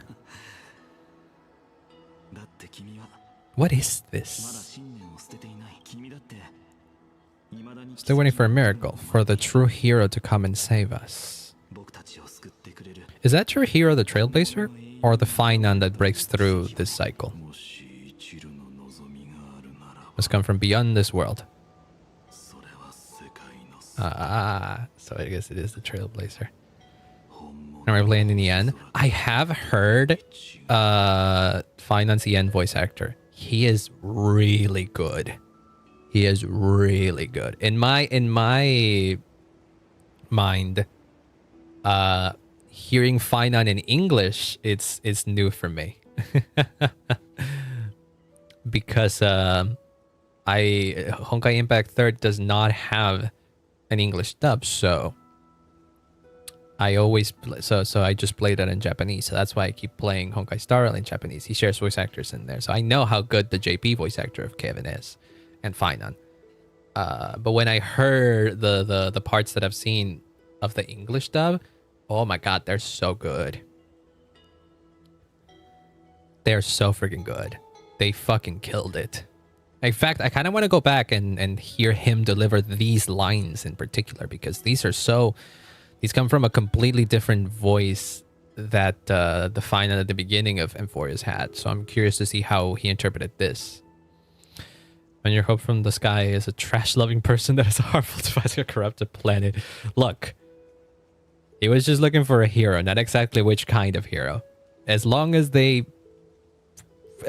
fulfill through and they are a true hero, who cares if they like if they like to, you know, swim in trash every now and then. It's Undyne, the hero within. That's Undyne, yes. If it's just a traveler with no connection to Euphorius, they may not understand our struggles. But what if? Josh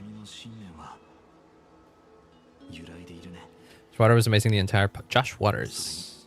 RDM's a bit more emotional than JP. Could be. Could be. What is this? Even within the gods' old calculations, unconditional courage and goodwill still emerge. So, never forget what set you on this path.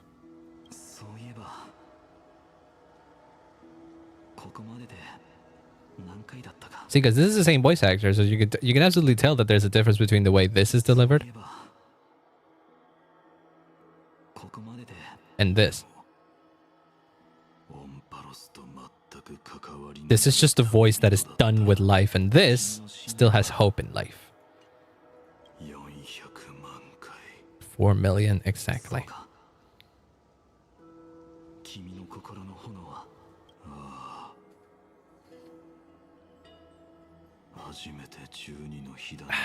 When I first forged the 12 core flames into one, I had the same impression. The destruction, a power unlike anything before surged within me. Violent flames ready to tear my body apart. Oh boy. Oh, that was it, the ultimate power which nothing could surpass. Yeah, and JP, his voice is really good. I forget the name of his voice actor. Hold on. He is Satoshi Hino. If you've seen Devil's Demon Slayer, he is also the voice of Rengoku, the fire guy. And also, if you've seen Overlord, he's the voice of Ainz, which is crazy. The protagonist of Overlord, the fucking skeleton guy, that's Kevin or Phainon. Damn. There you go. Well, as 225 million credits. Well, good luck with that. Seems like it would be achievable, if anything, eventually. Range is wild, yeah. Guy has range. Oh, see, now it's the fucking Flame Reaver. This fragile body holds a staggering 48 million core flames. It won't be long, perhaps just a fleeting 10,000 years before it's reduced to nothing but charred, crumbling bones. The Flame Reaver. See? I had the right idea.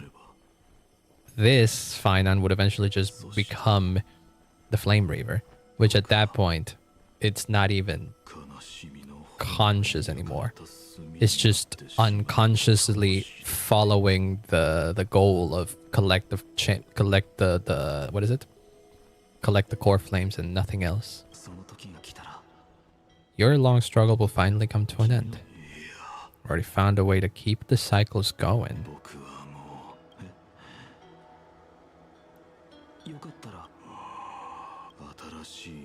Every new cycle, a new me is born. Push the next Phainon to the end of the world. And then he'll kill me. Shatter this body. Take on my flames, my memories, and carry on the path that I started. So is that what the Phainon that was the Trailblazer did? Is that what happened?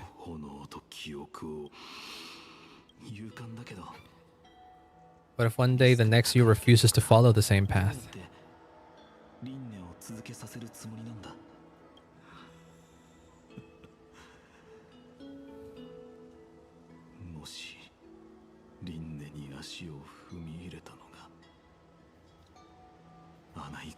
$250 million for is your final goal? That's also doable. It's just more grinding. Have no choice but to bet everything on the next Phainon and trust that he makes the same choice I did. Well, Cyrene kind of did that. Cyrene trusted that. Cyrene knew, or trusted rather, that every other Cyrene would also make the same choice at the end of the day, which is what allowed her to fulfill her plan. I'm a fan of the brain update Deus Ex Machina, but I assume our current Phainon will say, nah.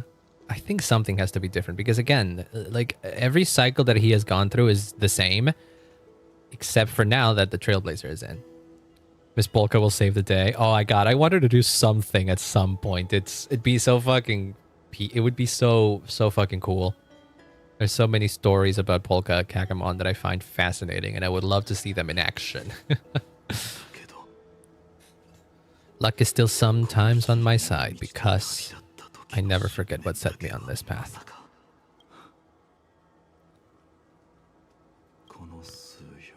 Has there ever been an exception? Oh, 9 million until the end of the world. That's good. See, we're getting close. 23 millionth. There's Hyacinth. Oh. Miss Polka gonna pull an Akaran on our next funny trade marketing villain group that aren't Dominators. True, that would be fucking sick. That would be fucking sick. As long as they don't, I don't know, kill them off screen like it happened with the fucking Duke people, the Duke Inferno people. healer of the Twilight Courtyard. I will heal you, and then can't hold much longer.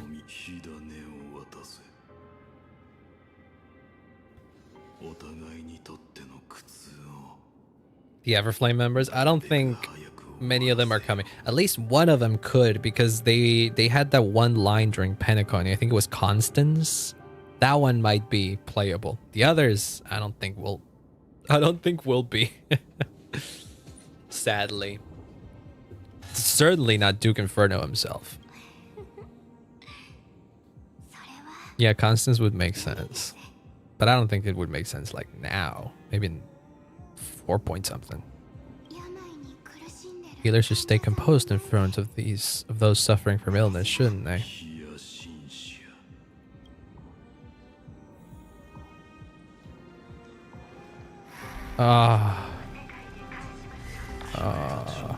Your deaths won't be in vain.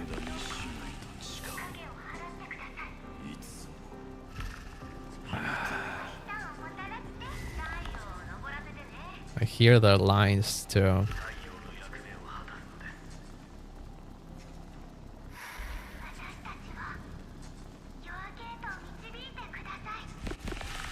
Oh. You will bear the blazing sun until... And see, we can't even see the last bit of the message here. Oh my god, I haven't even read these things, but do you remember Kaslana, the one who won't reach the dawn? In that drunken dream, the mountains loomed high and steep, and there you saw yourself. Believe me, O future witness, he stood atop that peak, and the people sang with him in ecstasy. The broken Crassus heirs, the twisted demigods. They sang, they spun, they stamped their feet upon the ground. Hail, terror struck his heart. Prophecy burned in every soul, wild with rapture and madness. Hail, spare them, Kaslana, spare them. Your peerless flame sends chills down every spine. Let them sing of tireless heroes, sing of Aranova, sing of that land where wine and honey flow in torrents. Let them sing of how he wove new glory among the stars, and how the eternal city crashed to dust, how Akim and Castrum Cremnus and every single lineage they knew were destroyed. As for Kaslana, he is still within the drunken dreams upon the sheer and jagged peak. There he lights flame with blood and blood with flame, like a sun whose blaze banished all evil from its path. Mountains rise cruel and steep, yet he still dances there alone, wild and uncasing in his joy, yet all proves futile. Flames know no weariness, and dawn is beyond reach. All proves futile. Flames know no weariness, and dawn is beyond reach. Fuck, that gave me goosebumps at the end. Fuck. I missed so many of these too, yeah. The Constances from the Garden Recollection will be presented to show soon. Mention of Pentaconi, Destruction, Let's Remembrance motif. Oh, I guess that could be. That could be true. I don't know what. Oh, right. Because I remember somebody pointed this out. In the Duke Inferno trailer, he introduced all of the members of the Everflame Mansion as people tasked with destroying a path or something like that, which is exactly what the Lord Ravager's trailer did. So it ended up being like Duke Inferno was just a big fanboy of Nanook and was just basically repeating what Nanook had done with the Lord Ravagers, but poorly. So yeah, that you might be onto something with that. She better not show up soon. All the proposal coming in 4 units, I'm afraid surprise will. Yeah, no, I don't think that would happen now. In final, yeah, I'm pretty sure somebody has like has registered all that somewhere. I'm pretty sure they're like written in the wiki or something, so it's not like they're lost to time or anything. I definitely kind of want to go and read them and see what I missed.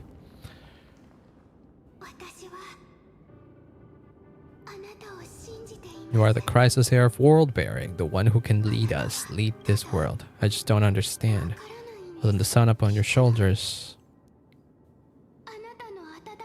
Aren't you replayable in Pentaconi just to be a fire type break unit? I think they moved on for break from break, honestly, unless they bring it back. Right now we're on the remembrance thing. And if we're following the leaks, there are rumors of another path coming up, which seems to be elation.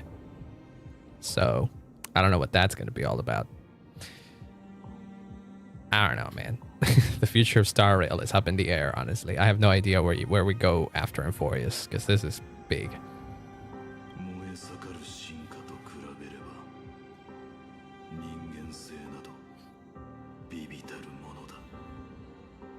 I think at this point, I don't know. I don't even know if you can say that there's even a flicker of humanity. Don't cast it away. I never have. Allow me to disagree. Kept everyone's wishes close to my heart. Using Fire Flame on Flame Reaver never showed me.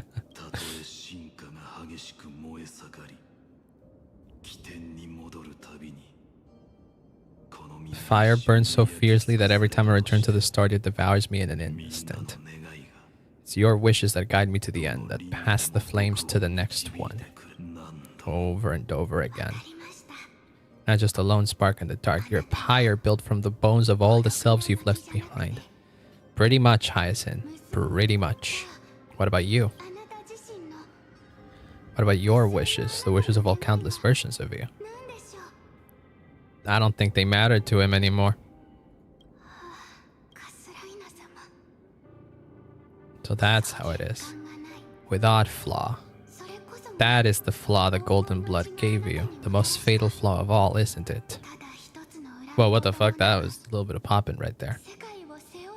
Well, I mean, you took the world upon your shoulders without hesitation. You lost the chance to ever be yourself. Yep. Did you not know this in all of these loops? Makes me the perfect fuel for the flame of deliverance, doesn't it? An empty flame saves no one. But I still believe in you. Neither strong enough to command the wind and rain, nor willing to end this absurd struggle by letting the sky fall. Guy without flaws, so he didn't mind giving himself up? Pretty much. I always thought that saying that he had no flaws was a flaw in and of itself. So I kind of had the correct idea. But they never really like delved too much into it until now, at least. And your sun and shades it has never known. They bring him for his a rosy-fingered dawn. We fight Aquila now. This should be the last one before we... I don't even have a choice. My ult is ready here. Please open your heart to me.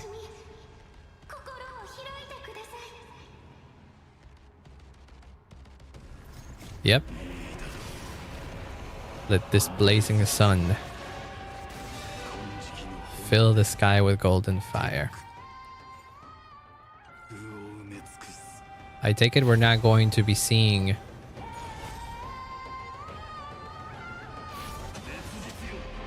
We're not going to be seeing the... we're not going to be hearing the epic song that was Proi here, right?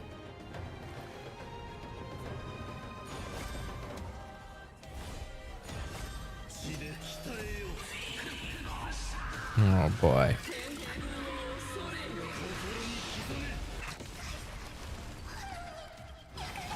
Oh no.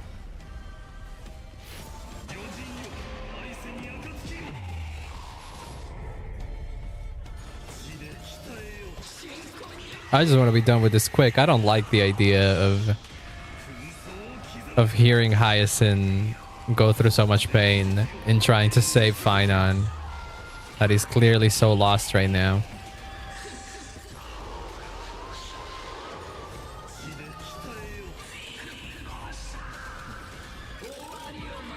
Oh, look at that. He died for a sec and then came back. Merged with all this world's suffering.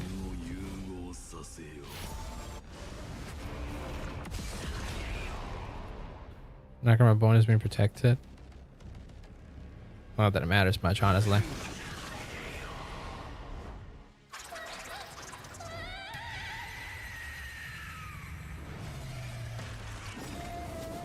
No.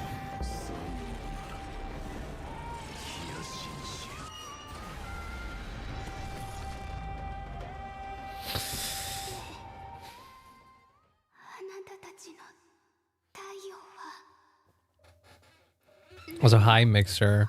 Hope you're having a wonderful day. I'm doing good, but this story is messing me up. To be completely real with you. But other than that, I'm doing good. Thank you for asking. I hope you're having a wonderful day. Sunburn's hot enough to turn everything to ash, but tell me, how will the seeds of a new world ever take root? See, this is a good question, Kaslana. Core flame rose, sky fell. This cycle came to an end. This time, the end of the flame chase remained the same as ever. I don't know what reflection he is staring at, but it's gotten stronger and stronger every time we've seen it. So pure, consumed all in its path. Golden color unlike anything the world had ever seen. The end of the world and the start of the next. For a moment I saw the destruction of the universe. That being known as Iron Tomb. Its will to break free from the black tide burns fiercer than the blazing sun. Is this Euphorius' wrath? If its choice has already been made, its fate is set in stone. I will still never yield to it. There it is. So here's the thing. He's still just all the core flames flowing through his body. Yeah, probably. Choosing to always save the best girl in the VN, failing when the simplest solution was to friend zone everyone. Yeah.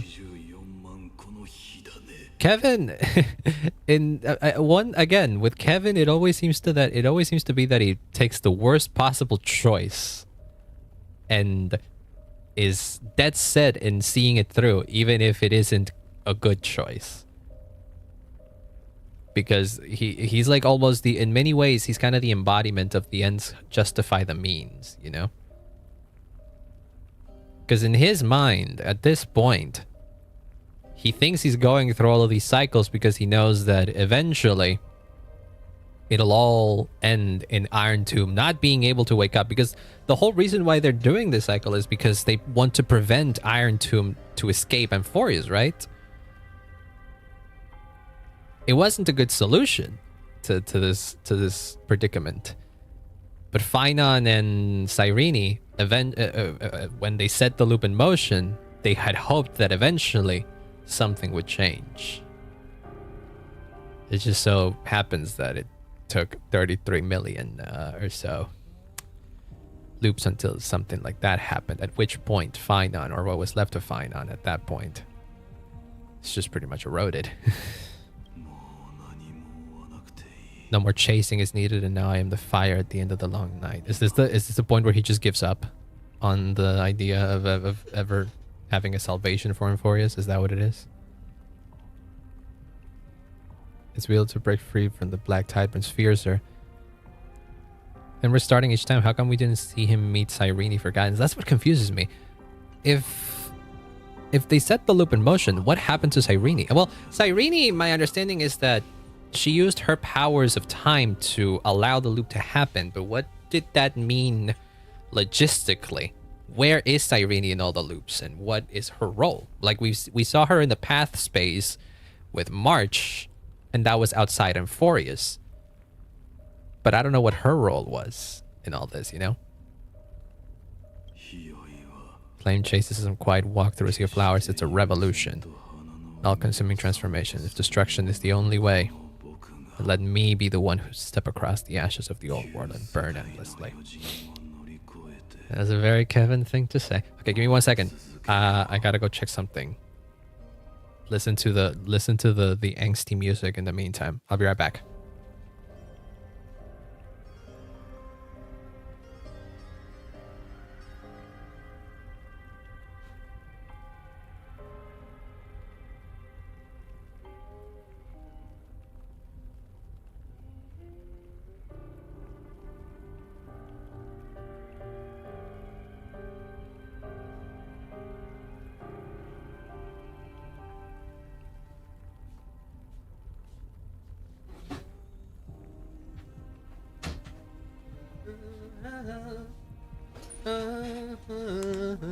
I'm back.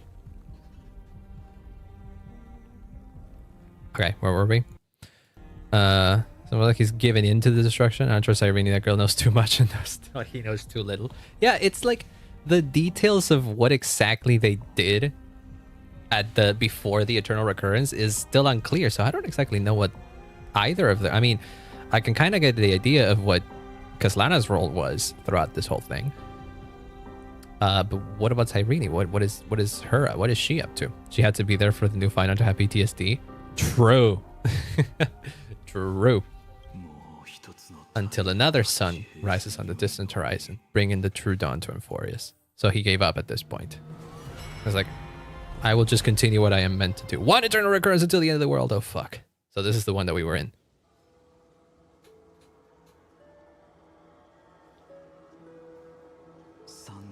Lygus knows nothing about her too. See, that's the thing. Cyrene and Phainon, before the first eternal recurrence, destroyed Lygus and then started the loop. So what is exactly the Lygus that exists within the loop then? Does he know anything that happened before? It is unclear what Lygus is all about. I am still confused at that aspect. This is the cycle you're about to enter. Oh. Oh. So what he said would happen all those loops ago is now happening. One Phainon managed to make it through. I see. The one Phainon that was accompanied by the Trailblazer managed to make it through to the end of the loop.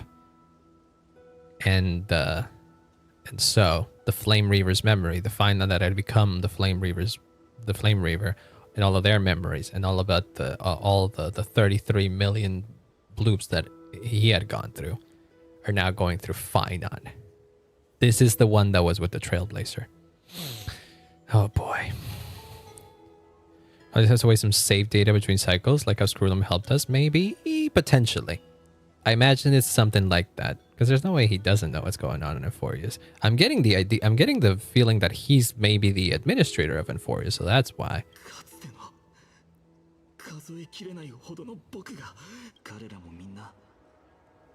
They all needed a moment, just like you do, to stop, to breathe, to process the weight of a million lifetimes. Just like them, you will carry those memories and that fire into the chaos of rebirth. You must go and bear this burden. Say, fight the destruction with destruction. That's always the decision you make. I will burn and fade away. I will become the Flame Reaver of this life and keep my promise to Cyrene. I will kill gods and comrades alike, steal the core flames. Even if my mind turns to ash along with my body, I will keep my purpose in mind. I will stop Aranova, find the next me, make him carry on this futile endeavor of 30 million lifetimes. Where should we go into?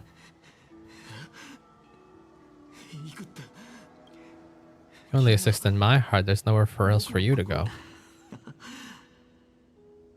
But there's the Trailblazer. Dreams he had as children, the deliverer in the prophecies, a real, living, breathing person. Finally found her. Yeah. I'm being pulled into your memories. You were there all along.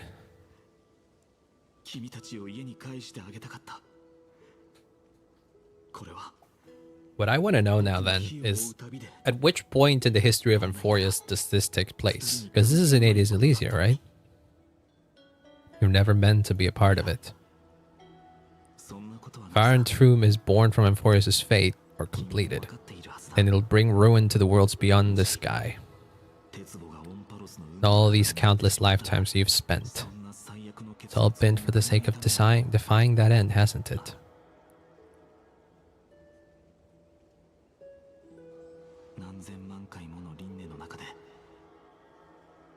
Phainon, I kindly request you to stop the chase and dwell in the trash cans with me. That would be ideal. Get him out of that idea. Another gray-haired person looked at by Nanook. To be fair, Phainon's hair is white, so there's some difference.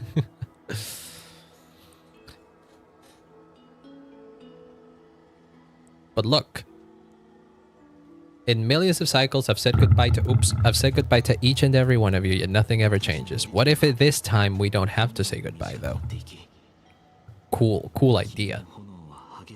Each time we speak, looks even more obvious. Yeah, there is a lot of similarities between Kylus and Kevin. People were pointing that out at first, and I'm pretty sure they share voice actors too.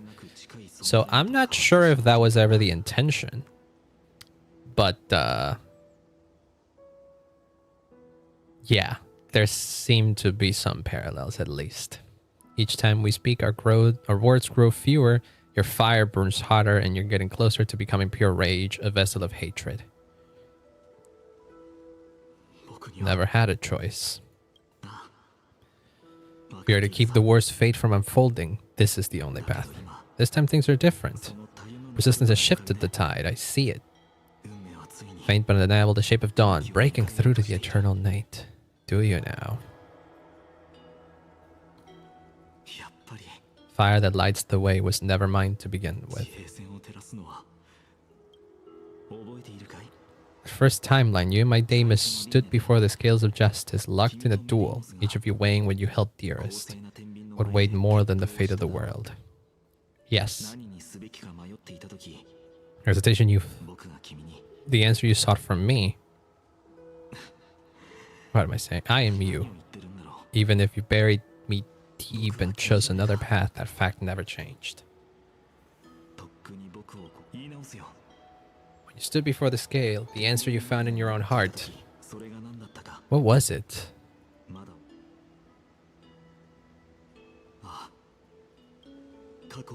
Remember the past and become the hero of tomorrow. What weighs more than the fate of the world is the resolve to shoulder an immutable past and carry it into the future. You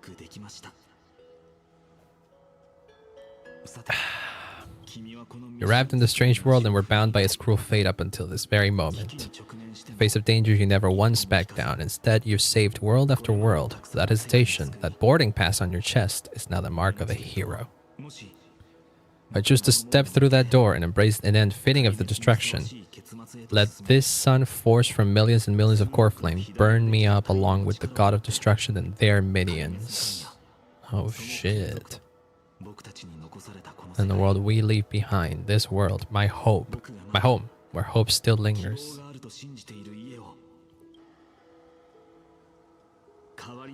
To take on everything we've carried, return to the beginning one last time. Stop the birth of Iron Tomb, the completion.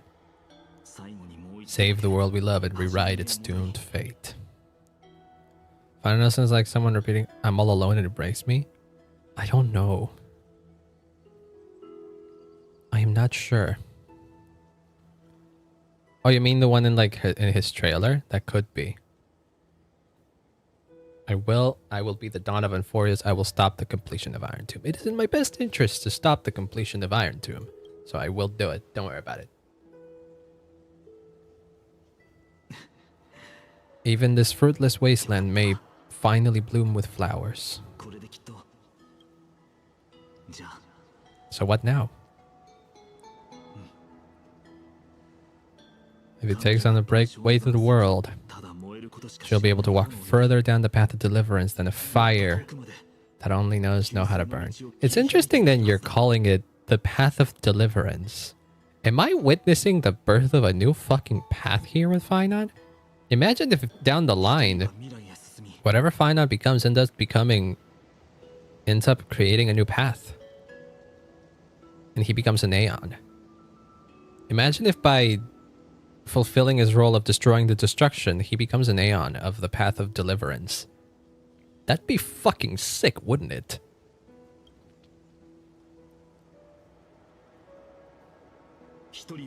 One will remain in the past.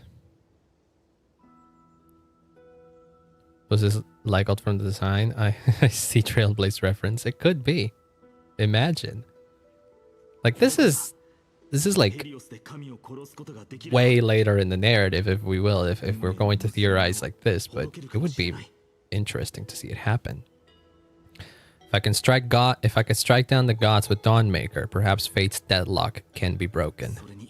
If you can stop Iron Tomb from ever being born, these 30 million cycles will have not been in vain.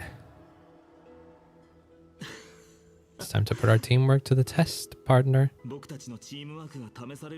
can tell that this is not the same Phainon that was with us before.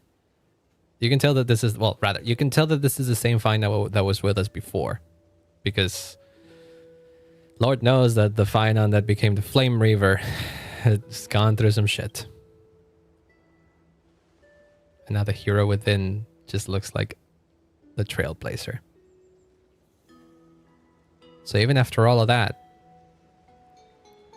go fight for the future. Leave the world for me, fine. Let's both be the deliverer, Phainon. I'm gonna go fight for the future.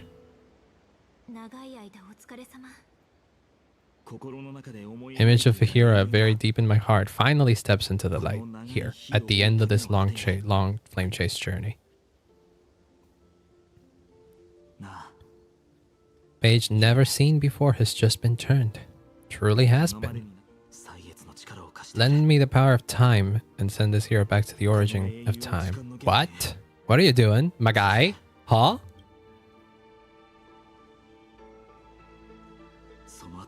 I will walk the unfinished path, just like the countless versions of me before. What about the Trailblazer?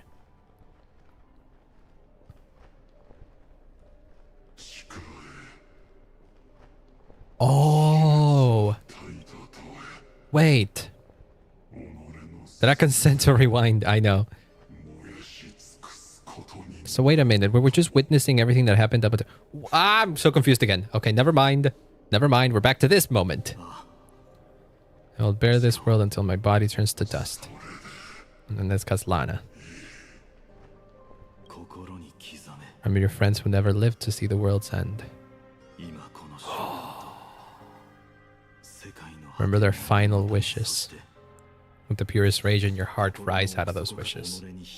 Let it consume you, fuel you, until it burns away the false sky above. If I can defy fate, in the name of world wearing, Kefali will never forget.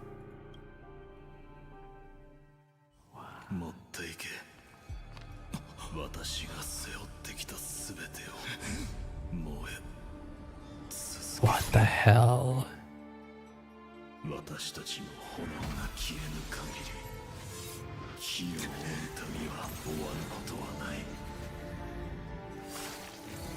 What the fuck?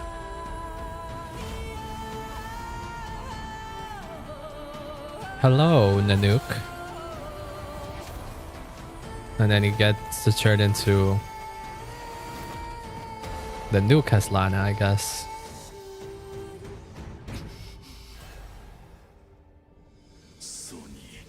Do not bow your head to them. Hell yeah.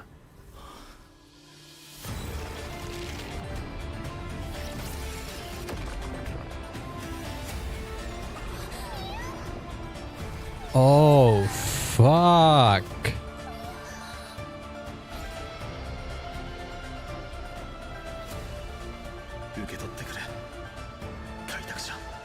Take it, Trailblazer? Take what?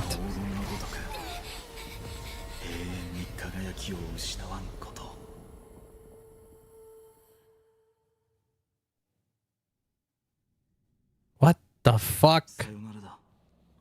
This is where I fulfill my final destiny. The prophecy of the deliverer means nothing to me now. It belongs in the hands of someone far more fitting. He's so pretty. They gave him such a cool design in here. Kaslana, the name of the one who bears chaos, does not belong to a single person. It is the embodiment of the mythical Kefali, the symbol of all heroes. You will bear the blazing sun, Phainon, until the pale dawn breaks, and the pale dawn is the Trailblazer. Damn.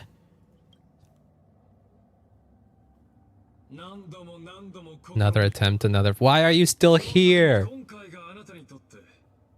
I won't remind you how many times you reached the end of history, but I will spare the choice before you.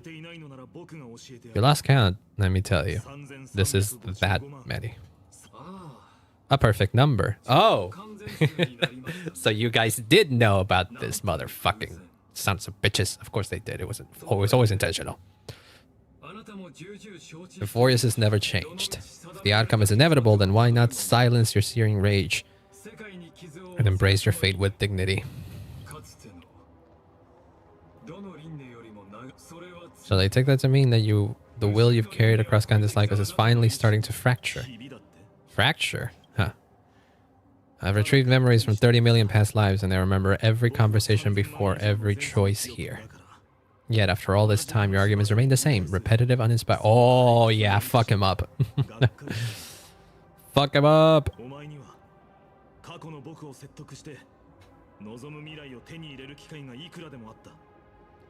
33,000,000,500, 336 to 0! Who's the real loser here? Like Kirkus. Get his ass, hell yeah. It was never a fair game. I have all the time and patience in the world. I can wait for you at the end of history another billion times, another billion after that. But you will never escape this cage. Welly now. What makes you think? Why are you so confident that this would be the case? The moment that score shifts from 0 to 1. That's the moment I shall sound the paean of Aaaaaa. Oh, that's the name of the title. That's the name of the version. Phainon? Utter lack of self-awareness. Who is truly the one in chains? Who is the one shackled to mindless vengeance? Cursed to rebel against the gods. Maybe I should have tired of this futile struggle long ago, but even so, I will never accept the mercy of your release. You are both a prisoner to the gods and to me. Oh, fuck yeah.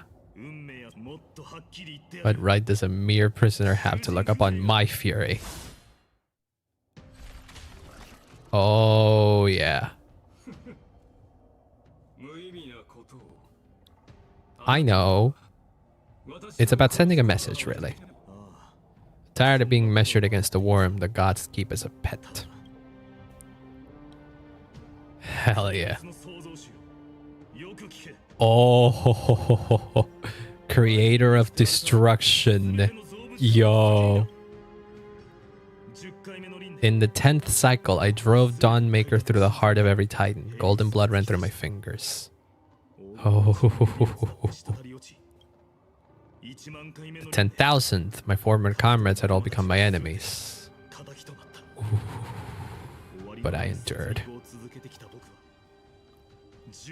The 100,000th, destruction had fused into a blazing sun, surging within this fragile body.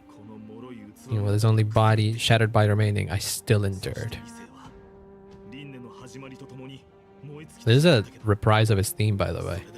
It's like an epic version of it.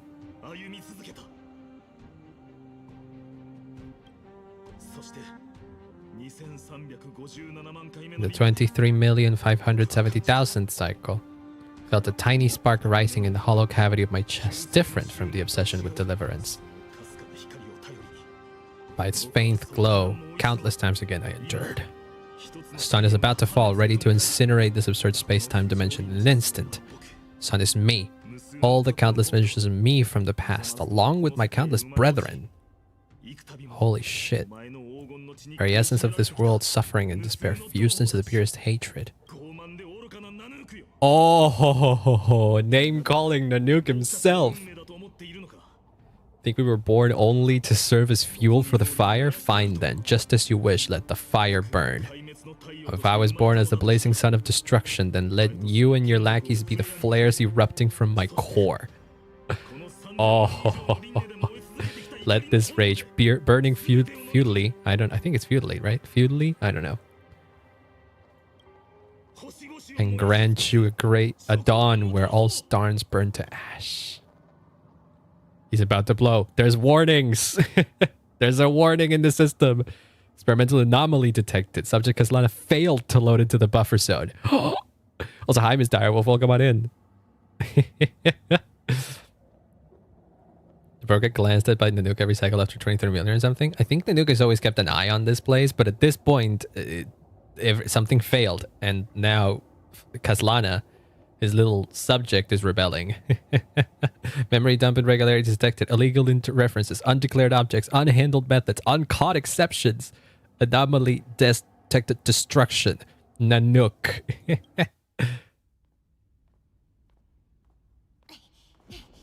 Oh, wait, I heard of this. This is an animated short. Oh, boy. Oh, Lord. Figured it was going to be something like that. All the fucking loops.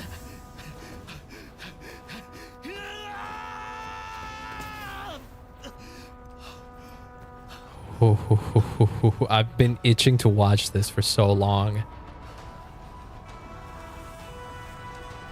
Did he made it back? Holy shit, that's Nanook's shadow right there. He fucking made it. Oh my god. I brought you destruction.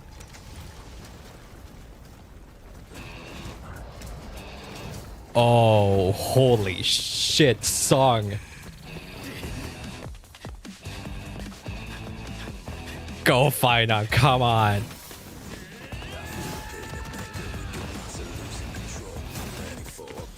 Oh, hell yeah.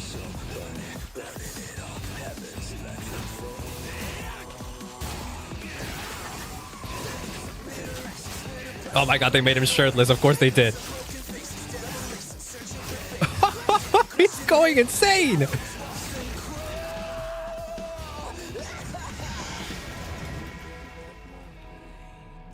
What the fuck? That's one of the fucking Lord Ravagers. That's an Annihility one.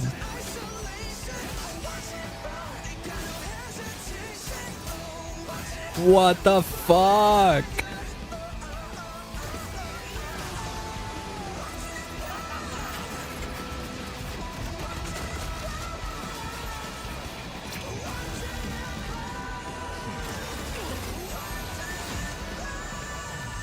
Oh shit.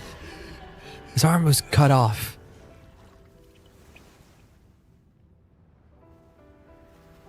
It didn't feel like he would defeat the Nuke so easily like this, right? No. Is that... Are those all the bodies that...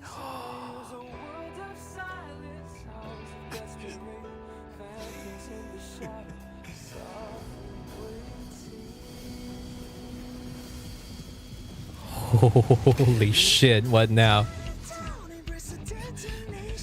Come on, restore your fucking body. You could probably do that, right?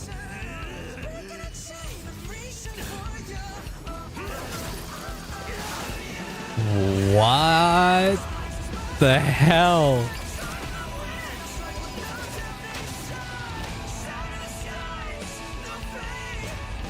Whoa. Holy shit.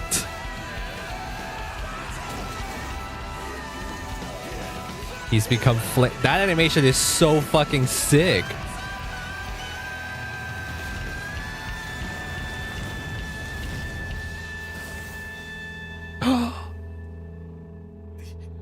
He put a dent on him though.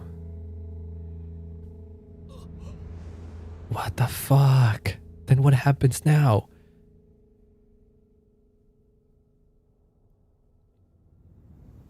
Well, it got close. It got close to destroying destruction itself, didn't it?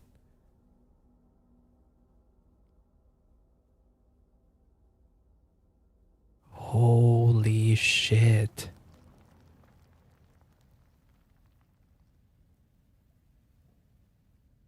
Is that how the loop ends now? Is that what's going on? And then he goes back to being the...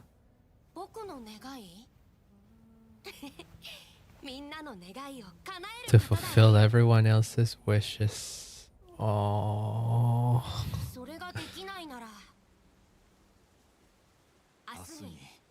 Send them on to tomorrow.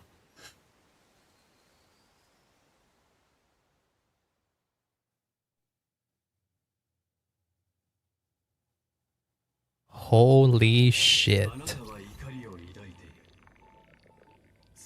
Admin notes wave.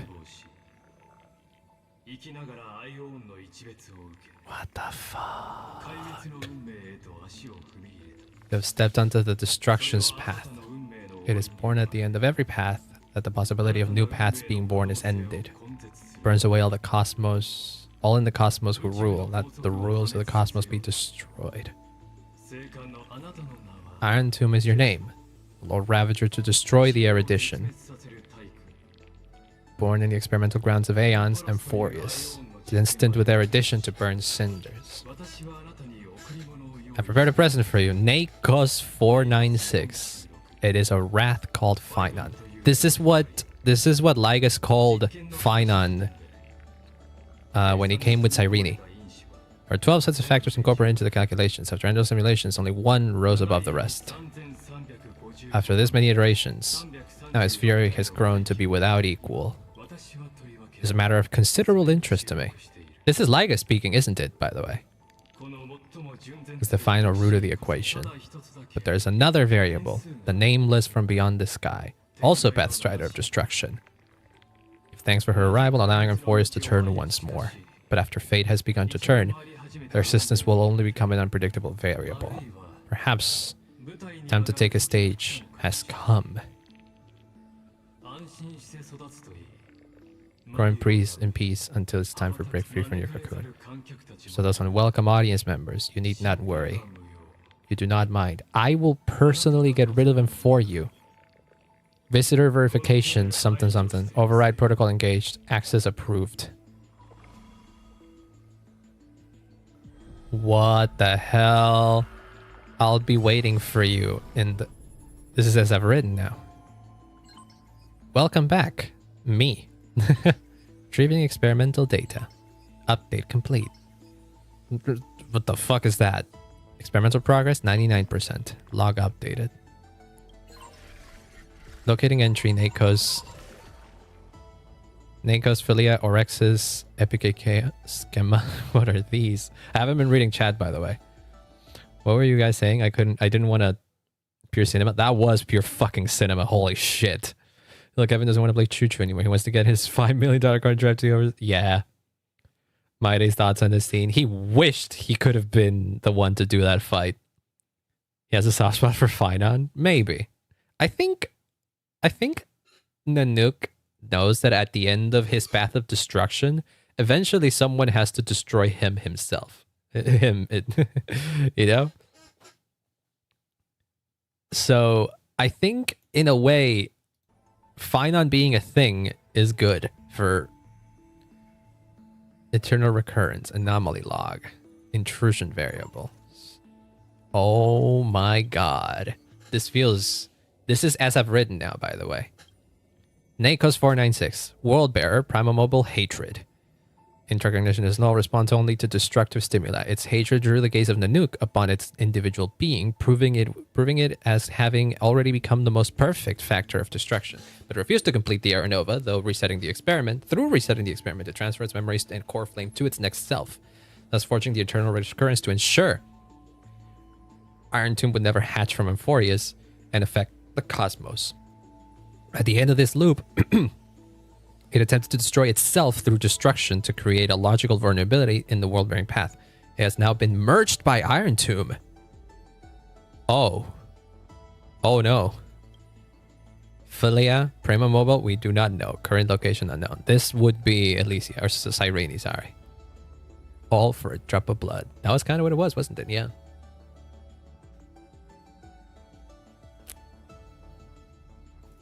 Orexis. Oh. Trickery.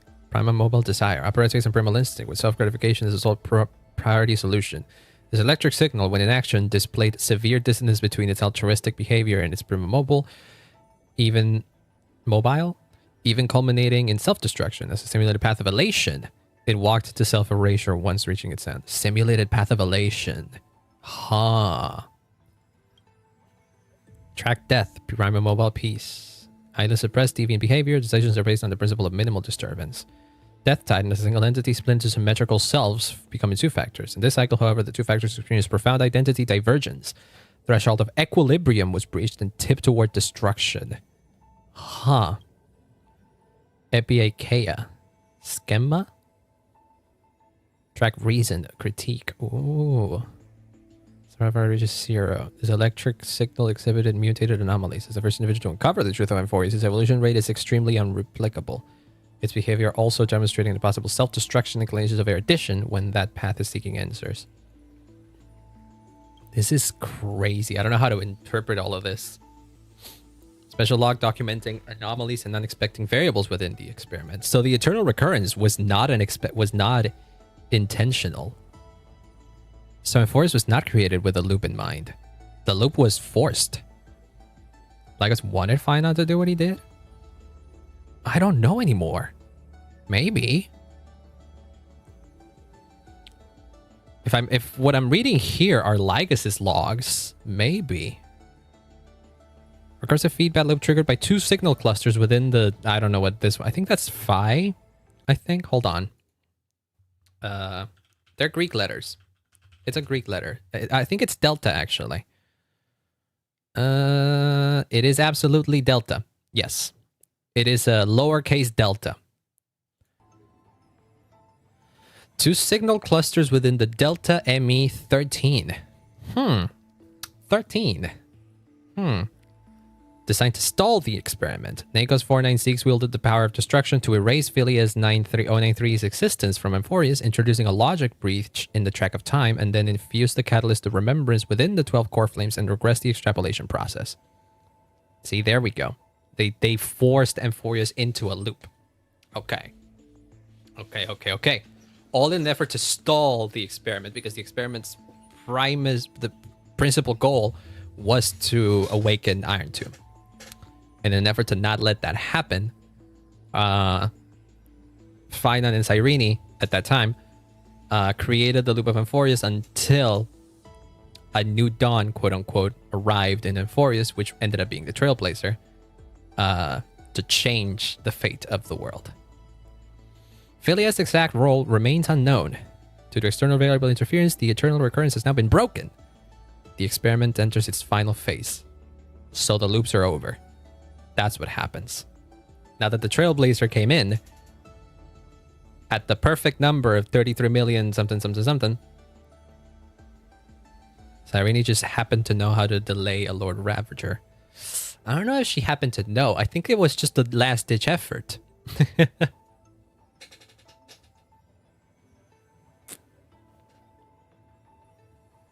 I think Cyrene's plan ended up being something along the lines of, if we put Amphorius into a quote-unquote dream that makes it think that the experiment is still occurring, I know that every other Cyrene that exists out there in this simulation will agree with my decision and we will perpetuate this loop.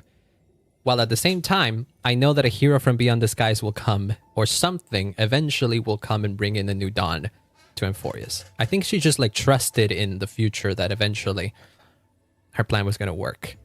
If there's something that characterizes Cyrene and or Elysia, if you will, and every other variant of Elysia, is that they have absolute faith in humanity. So it doesn't surprise me that she ended up choosing a similar plan. How much is March going to get super duper girl power to finish his Iron Tomb off? I hope she gets all of it. She, last we saw of her, she was making it into Amphorius. She was going into Amphorius. And by the way, she is going into an Amphorius where the loop does not exist anymore. I also am curious as to what that means for the rest of the people outside of Amphorius, because if the loop is over, then maybe entrance to Amphorius now becomes possible. Maybe the rest of the Trailblazers can make it into Amphorius now. I'm curious. Putting a Lord Ravage into a loop with Emperor is still a huge feat. But yeah, of course. I mean, at the end of the day, Cyrene and Phainon, in that specific point of the experiment, they basically had demigod powers. And through those powers that the experiment itself allowed them to have, they were able to subvert the purposes of the experiment almost. The hero within, a heroic figure born from the imaginations of Nakos and Philia. Aha, so that hero within was... Yeah, so the hero within was what Phainon and Elysia imagined the new dawn of Amphorius to be. It is believed to be a sign of the approaching intelligence singularity. What? Okay, I don't know what this is. As the two begin to learn what it meant to be a real-life form and tried to reach that goal. After the Astral Express arrived, the hero within began to converge with the Trailblazer. That's why the image of the hero within, the golden thing, ended up just twisting into the Trailblazer. Because the Trailblazer represents the new hope that Phainon and Alicia had, and Cyrene had. The image's resemblance to the Trailblazer is striking. This is a questionable matter, for it is not a natural result of the experiment. The exact cause remain unknown. The image's resemblance to the Trailblazer is striking. Are all past and current Flame Chasers teams revived if it started all over again once? Once Icelands and Co. will be the first units to be passed away before... I don't know. I don't know what that means. I mean, clearly, Hysolence and what's her face? Seridra will be arriving in Emphorius in some form or another because they're going to be the new playable units, but how is up in the air. I am not sure. Singularity of intelligence is like a new concept that changes regular thought. Things Einstein's general relativity. Interesting. Is that like an actual concept in like science here? Intelligence singularity. Technology. I mean, if you just mean the general singularity idea, the singularity is a hypothetical point in time in which technological growth becomes uncontrollable and irreversible, resulting in unforeseeable consequences for human civilization. Is the hypothesis.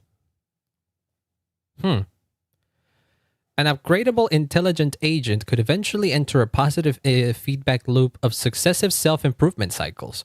More intelligent generations would appear more and more rapidly, causing a rapid increase or an explosion in intelligence that culminates in a powerful superintelligence, far surpassing all human intelligence. If you take that idea, then potentially the experiment within Emphorius is yielding this, is ending in some kind of singularity that goes beyond what was originally intended for it to be. Forgotten years. Records that are completely missing from Delta something's locks, presenting as blank spaces in Emphorius' history, never turning readable. These anomalies recur sporadically and randomly across recurrences and show signs of increase. Admin note, the exact cause remains unknown. Forgotten years. Could this be Cyrene's doing? Forgotten years, records that are missing from the logs. Did Cyrene manage to somehow hack the story of Emphorius to leave gaps in it?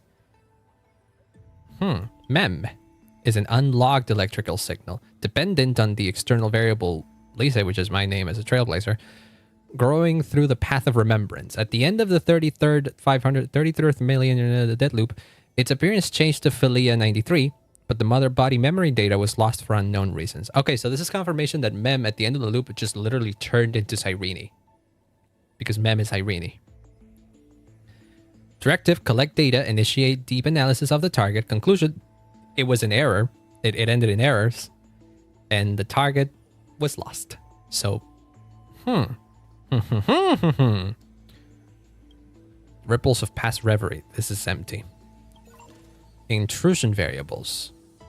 These are temporary log of external variables that interfered with the experiment. That's the Trailblazers, baby. A nameless from the Astral Express, an external variable that accidentally entered the recursive loop. Also, path strategy destruction. They resonated with the 12 factors in the something recursive cycle. This entity assumed the vacant role in the time track and successfully guided NACO's 496 beyond the intelligence singularity. The eternal recurrence has been broken. The experiment has reached its terminal stage. Override command authorized. Granted access to me. I'll be waiting for you in the past.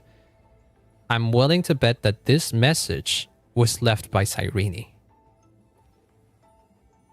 Or potentially March 7th. Because this whole entire entry is covered up. Unknown entity intrusion. Initiating scan. No anomaly detected. Then Hung. A scion of permanence, an external variable that accidentally entered. Directive, pinpoint his location. Failed to locate his coordinates. Subject has exited Emphorius. Negative detected. Negative. Detected. Conclusion error.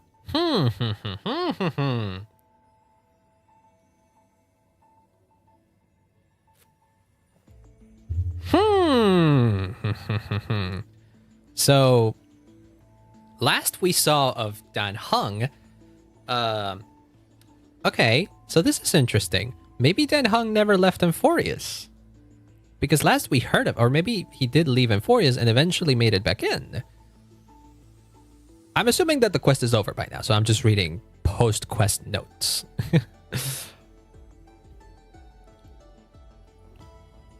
It's weird March is even in the entry list. Not really, if you take into consideration the scene near the beginning of the story where March has a little conversation with Cyrene in the path space, and she is shown the entrance to Emphorius, and then Cyrene's like, do not go in there because your memories will be taken away from you and all that kind of shit. Because it also happens that the Garden of Recollection has some involvement in Emphorius and wants something out of Emphorius. Probably the memories. And then March was like, no, my friends are in there. I'm going in there. And then Cyrene was like, okay, then you can go there. I trust in you. If you say that your friends are there, then that's all you need. So it doesn't surprise me exactly. Content update. Emphorius Saga of Heroes. Content update mem.exe. Update complete. Access granted. Emphorius Saga of Heroes. Ah, so we can still access all of this. I see. I see. Well, there's all of these. Seismic Walking Dragon. Mysterious Foreign Guest. Haha. Interesting. Chessmaster Monarch. Prisoner of Flames. Okay. I know some stuff about leaks. I don't know much. Mysterious Foreign Guest. Seems pretty clear that that's March. As for Seismic Walking Dragon, this probably most likely represents Terravox, the Titan of... rather, what was it? The Chrysos heir of Georius. But I think there are rumors or leaks or something indicating that Dan Heng is going to take over this power, maybe? I'm not entirely sure. It's interesting. Interesting that I'm getting all of these now.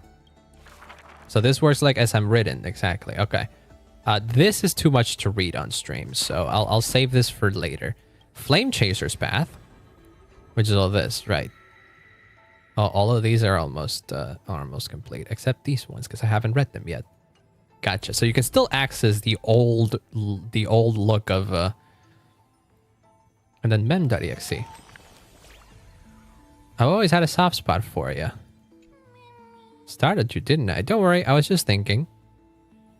Do March and Dan Heng just get caught mid-loop and are engraved into the next cycle not knowing the Trailblazer? Please no. That would be fucked up. I don't think that's what they would do. Or at the very least, if that's what they end up doing, they'll find a way to reverse it. They can't just like permanently do it like that. I don't think that would happen. I was just thinking, if I had to write a preface for a yearbook, it'd have to be a line so heartfelt you'd be moved no matter how many times you've seen it.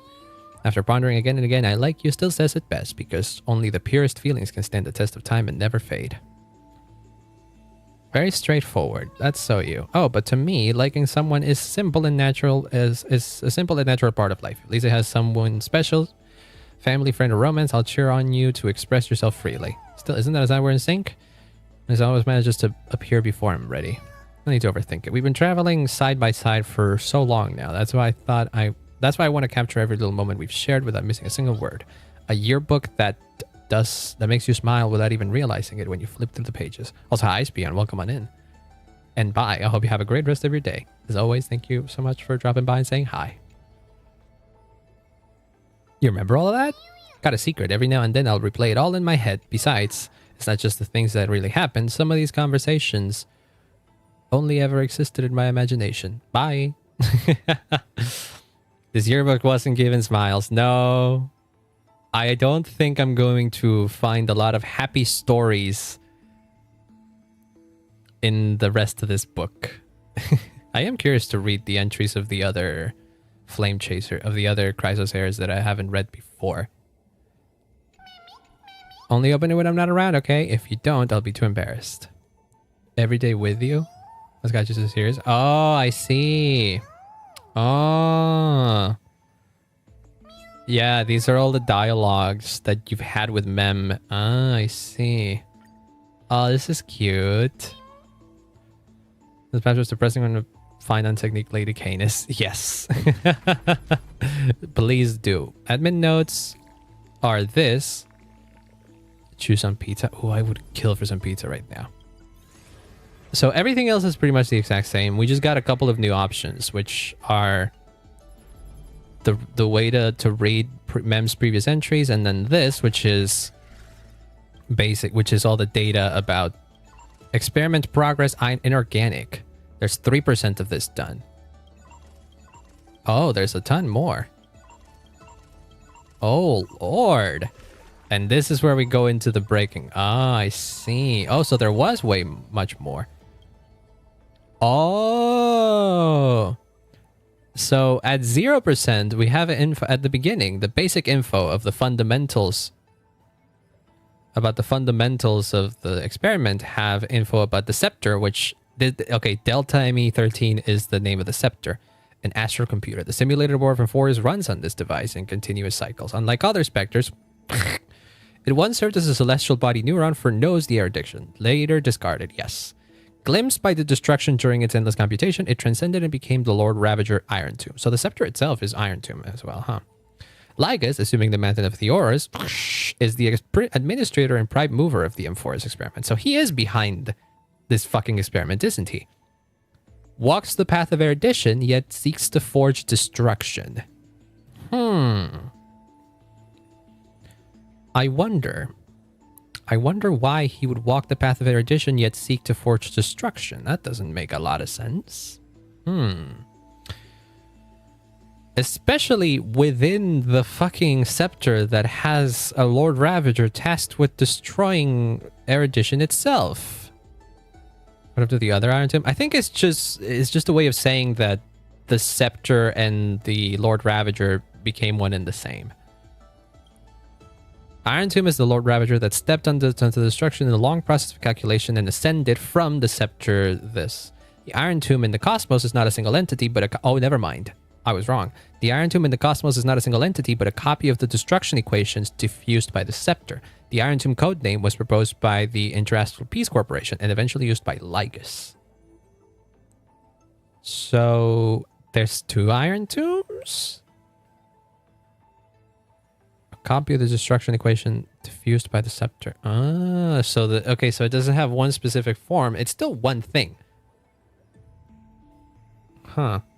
So I think basically Iron Tomb manifests itself as the Black Tide then. Interesting. Computational goals and variables. The prime mover of life is the calculation target of M4's experiment. Originally the research topic given to the scepter while it served as a neuron of the erudition. Though it was discarded, the computations continue. The calculations' nature shifted dramatically after Lygus' adjustments, turning from erudition to destruction. I read the Shanso had spotted Iron Tomb somewhere else in the universe. I think that's what it is. It's like Iron Tomb originates from the scepter that contains Amphorias, and the calculation that that the scepter is doing is what allows Iron Tomb to wreak havoc throughout the rest of the universe. Because it says here that the Iron Tomb in the cosmos is not a single entity, but a copy of the destruction equation diffused by the scepter. So like whatever is happening within the scepter is like manifesting outside the cosmos. That's why we saw in the video, in the trailer that had all the emanators, we saw like potential outcomes of what Iron Tomb can do, and then we saw like several different planets being assaulted by the Black Tide. I think that's what it means. But it all originates from the scepter. So think of like I think you'd have to think of the scepter or Amphorius as the body, as the main brain, as the main part of the operation, and then whatever fucking calculations this main computer does, they can appear anywhere in the cosmos. I think that's what it's trying to say. I could be wrong. I realized that I never really got rid of the starting the stream Earlier message. That's so stupid. Interesting. Clearly, the value of this topic lies in the process of seeking, not the answer itself. Thus, the prime mover of life is not a definitive conclusion, but a driving force. Complete the argument. All life behavior ultimately follows the path of entropy increase. As a spacepat version of a memetic virus created in PGR, it's also dealt with time rewind. Interesting. I have no idea what PGR. I mean, I know that's Punishing Great Raven, but I have no idea of the lore of that game. 12 factors are the core variables of the experiment. 12 simplified models of life, supreme and mobile, based on the overarching theme of entropy reduction. Delta ME's 13 employed a process of elimination, introducing the 12 factors into the experiment only one by one in an effort to falsify them. I don't know what any of this means, but I know that it refers to the core flames. Dialogue log. Oh lord. Okay, so this is all about core variable loaded. Since God posed an answer. Okay, I gotta read this. I'm not gonna stop and read it all here. To ensure secrecy, must be deployed around the scepter to block any potential interference from the external universe. In addition, use quatersane algebraic expression. I don't know what any of this. Encrypted environment to fully contain experimental ripples and prevent observation by Polka cat command. Oh, this is containment measures. Okay, I see. So this is whatever the fuck. This is whatever the fuck Lycus did to contain Amphorius and make it not be visible unless it was through the mirrors of the Garden of Recollection. I see. Okay, so these are records of the Okay, so these are records of Amphorius of the experiments of Amphorius prior to the loop. Interesting. Yeah, because Amphorius wasn't really born. Yeah, it says here Amphorius wasn't really born as a loop or anything. I was completely wrong then, assuming that Amphorius always was a loop like that. Bro knew not to poke the polka. Yeah. I mean, can you blame him? Polka can do some crazy shits as far as I understand it. The last thing you'd want to do is trigger her. Like originally the scepter was just meant to calculate what was the prime mover of life, and then Lycus came in and did some adjustments to it, so that all of a sudden now it actually is supposed to be calculating something towards destruction. Interesting. And so these parts of the experiments are like the beginning. Organic. These are all the cycles that it went to. Developed altruism, a society based purely on... Yeah, okay. Well, this is very interesting. Still very interesting to read. This is before... This was like this is basically the explanation of what the Amphorius experiment was. And then Aranova here.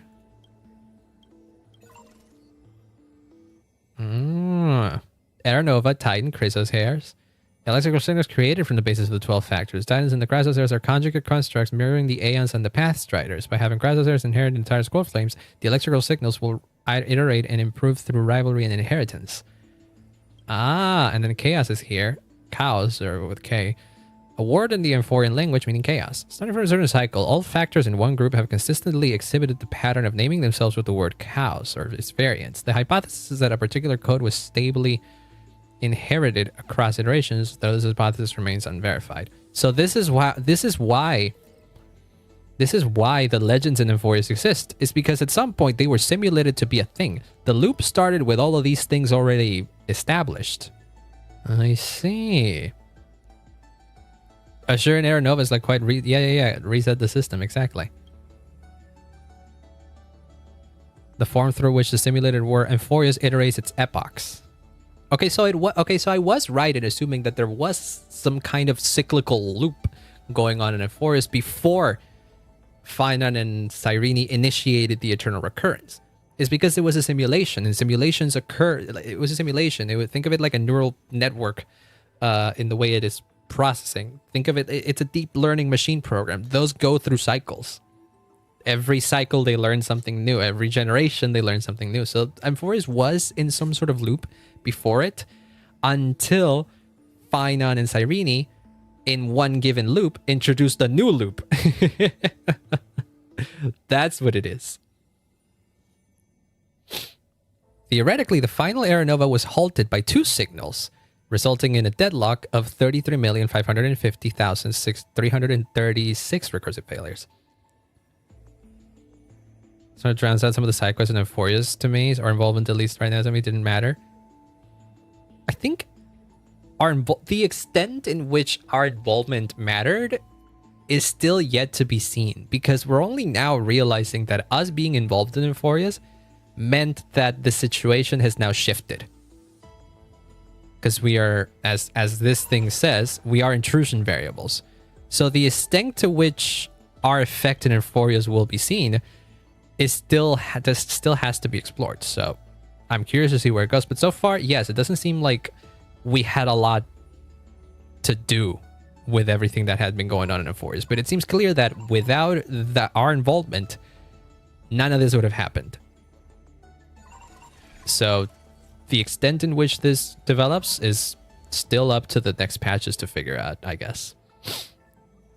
Is your start from fresh, whereas Irene sounds more like starting from an old save file? Kind of like, yeah. To save the old man in the side quest, with the reset at the moment, it would have never happened. Ah, well, in the more, in the more finite way of thinking it, then I guess you would be correct. Thing is, I haven't done any of the side quests in Euphorias, actually. I've not. I'd have to go back, so I have to sequence break the Euphorias to go back to that part so I could do all the side quests. But I see what you mean in that sense, yeah. But yeah, that's what this is kind of how I understand. This is kind of how I understand the cycles of Euphorias, actually. Here, let me do this. Look. This is how I understand Euphorias, right? Euphorias is the Euphorias is this is Euphorias, right? And Euphorias is undergoing a loop. And Euphorias is undergoing a generation, right? This is one generation. Right? This is one generation, one cycle of the deep learning machine program, if you will, right? If you want to call it that. This is one generation of that. What Cyrene and Phainon did essentially is that within one generation, they basically did this. They basically did okay, so hold on. So it starts from here and it goes all the way here, right? So what if it starts here and then all of a sudden it branches off and it does this? Tush, tush. Right? So this simulation has gone for God knows how many fucking cycles, you know? And then all of a sudden up until here, and this would be the, no, actually, this wouldn't be the 33rd million. This would just be the one. They pulled a loop within a loop. Yeah. They created a new loop within the already existing, naturally occurring loop of Euphorias. Breaks and make a new loop. Yeah, it would be something like this. They basically made it so that this right here, it was severed. So now it's going into a new loop, essentially. I think that's what's going on. I think that's sort of what's going on with Euphorias here. So I was right. When I first started to see that Cyrene and Phainon were the ones who initiated the loop, I was like, wait, but Euphorias has to be in a loop already if it's a deep learning machine program. So that means that they introduced another loop within the loop. Yes, basically. At least I think so. I hope I'm right. I don't know. All of this is confusing to me, so maybe I'm not wrong. I'm not correct in here anyways. Big lore heavy patch. Yeah, I expected it to be as such. And then there's more of this. I don't know what any of this means. And then this is where we get to the things that we already read.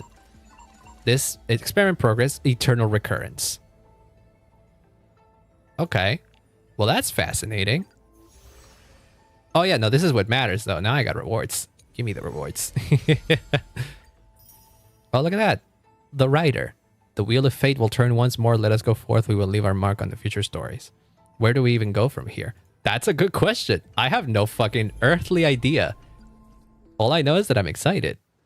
Is there more? There was more. I stopped here to take all of this in Assuming that we were basically at the end of the quest. You know what? I should have maybe started this stream earlier. That's okay. I don't imagine there would be much more after this. Oh shit. Mem, but we can't really see it. What do the outsiders know/see? That's what I'm saying is like, if the loop is over, what if the loop was the thing that was preventing people to get into Emphorius? So does that mean that they can make it in now? Does that mean that it's easier to get in now? I wonder. We'll see. So close to being swept away by the reverse flow of time. It's lucky we found a safe place. Going to send you back to the very start of time. But before we part, there's something I need to tell you. This very moment, my memories are finally whole. That's very good to hear, Mem. My past is finally coming into focus little by little. Lisa, you're smart. You must have a clue now. Or maybe... You knew the answer long ago, didn't you? Ripples of past reverie. Past, Mem? That was one of the entries in the thing. I'm simple at heart. No matter what form I take, I've always been true to myself. Don't you fucking dare use the word true when referring to Mem, which is also Cyrene, which is also Alicia, you sons of bitches. Yeah, that is Irene's name. Yep. Where are you going? We're not truly parting because I'm going to become a part of you. Also, hi, Demon Wolf, welcome on in. I just went on a long diatribe trying to process everything that is the story of Emphorius so far. Hope you're having a wonderful day. True damage buff then. Oh god, that is going to be what Cyrene is, isn't it? I mean, I don't mind it.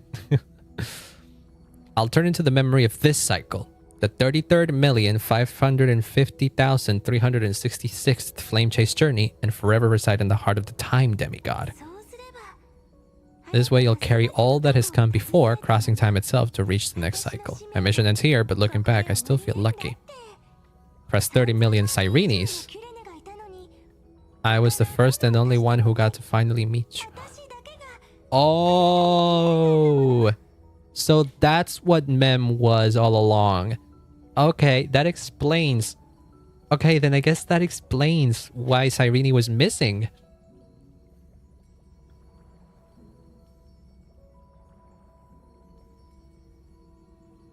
I never got around to getting to point out that Mira from 3 Flame was going to watch you finish the story. It was Iron Tomb, wasn't it? I assume it's Iron Tomb. I don't remember how it looked like, but I do remember the mural being interesting to look at in that part. We can go back after this cutscene. Pretend to be shocked. I know, right?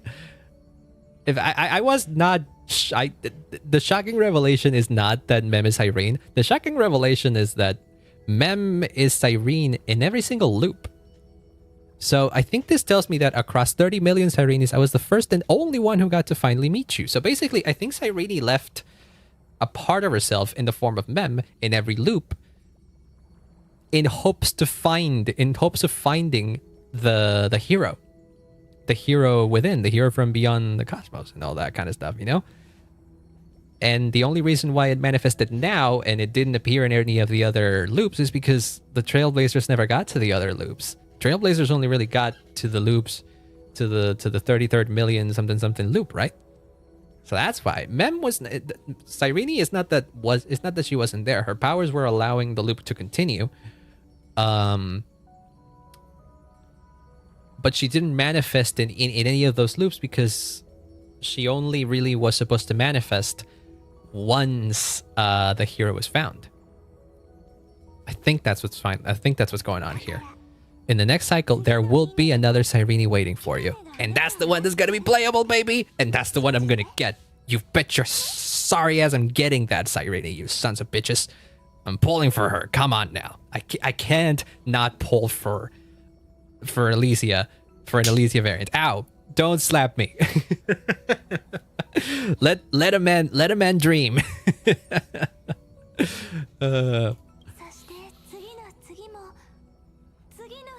And then the one after that, I will always be waiting.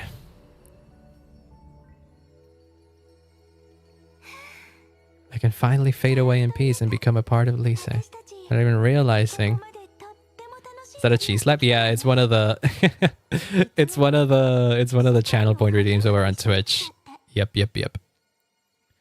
That's why Cyrene is in the path space when we don't have Mem near us. I guess so. I'm not sure. I'm still unsure of at what point that scene in the path space takes place. Where and when does that scene in the path space take place? And I am unsure. Could be that it's after all of this. I don't know. So I was really happy I got Phainon in my first temple. I can finally afford Hyslins and Kafka. Oh hell yeah, let's go. Congrats on the lucky win. I will probably not be able to afford Hyslins if I'm going to be saving up for Cyrene and potentially definitely Cyrene, but potentially also Seradra. Because my lucky break came when I pulled for Cypher and I got Cypher, and immediately afterwards a Himeko that reset my 50-50 back to guaranteed, meaning that I had Phainon guaranteed. And therefore I still have like 20k crystals left to spare. That'll all go towards the fund for the new ones. They put a cap on crit damage for dot critting for Hyslins. I did hear that Hyslins is supposed to be the supposed savior of damage over time, which is cool. And I do have technically a damage over time team. It's just that I don't think I have enough resources to pull for the savior of DOT and then Cyrene afterwards. And I think between everything that's going on, I'd much rather pull for, I don't know, Cyrene, honestly, because it's the character that I want the most. And potentially, what's her face? Seradra, because I hear she might be good with Phainon, and I kind of like her design. Yeah, I like it. They gave Hyslin a shove like Firefly. Oh, think of an Axa, but DOT, you think of whatever that means. Yeah, I didn't read too much. I know, like, when it comes to Star Rail, I never really read the kit leaks because I never understand them. I am not well versed in this game enough for me to understand what character kits are like. So I always just like look at the animations and I'm like, okay, what is supposedly this character's role and what do they do? And then I'll figure it out afterwards. So that's why I know that what is it? Hyslins is supposed to be a damage over time support kind of thing. And Seradra, I think Seradra, if I recall correctly, allows characters to take repeated actions, which is fucking insane. Like Seradra with an Axa means that an Axa can do like 4 attacks in a row, which sounds awesome as fun. Oh, Hyslins is going to be the main DPS of damage over time. That's why Kafka got turned. Oh, so that's how it was. See, that's also another thing I didn't pay much attention to. What did they do with the buffs? So far, the only one I actively noticed is that Silver Wolf now can target which weakness they apply, and her ult is now AoE, which are both really cool things. I don't know if that changes any effectiveness of them. I have no idea. I'm still using her. I was using her even without the buff, so I don't know. Since 3.4, the weakest part of DOT was Black Swan. Really? Huh. I would have thought that the weakest part was Kafka, actually, but because her damage was like falling behind or something like that. Interesting. I never pulled for Black Swan, so never really felt it. Interesting. Well, let's finish this thing. Without realizing it, we'd already taken a wonderful journey together all the way to the world's end. Now take my hand, say a brief farewell, and step forward onto tomorrow. Go find the future Serene. Set out on another journey with her. Promise me, you won't keep me waiting too long, okay? No need to say it out loud. This is enough for me. It's time to go, my dear friend. May your tear-blazing journey always be accompanied by a cool breeze and rippling waves. So what happens now? Do we not have Mem anymore? May the days ahead embrace you like the softest fluff, forever warm, forever gentle. Hello?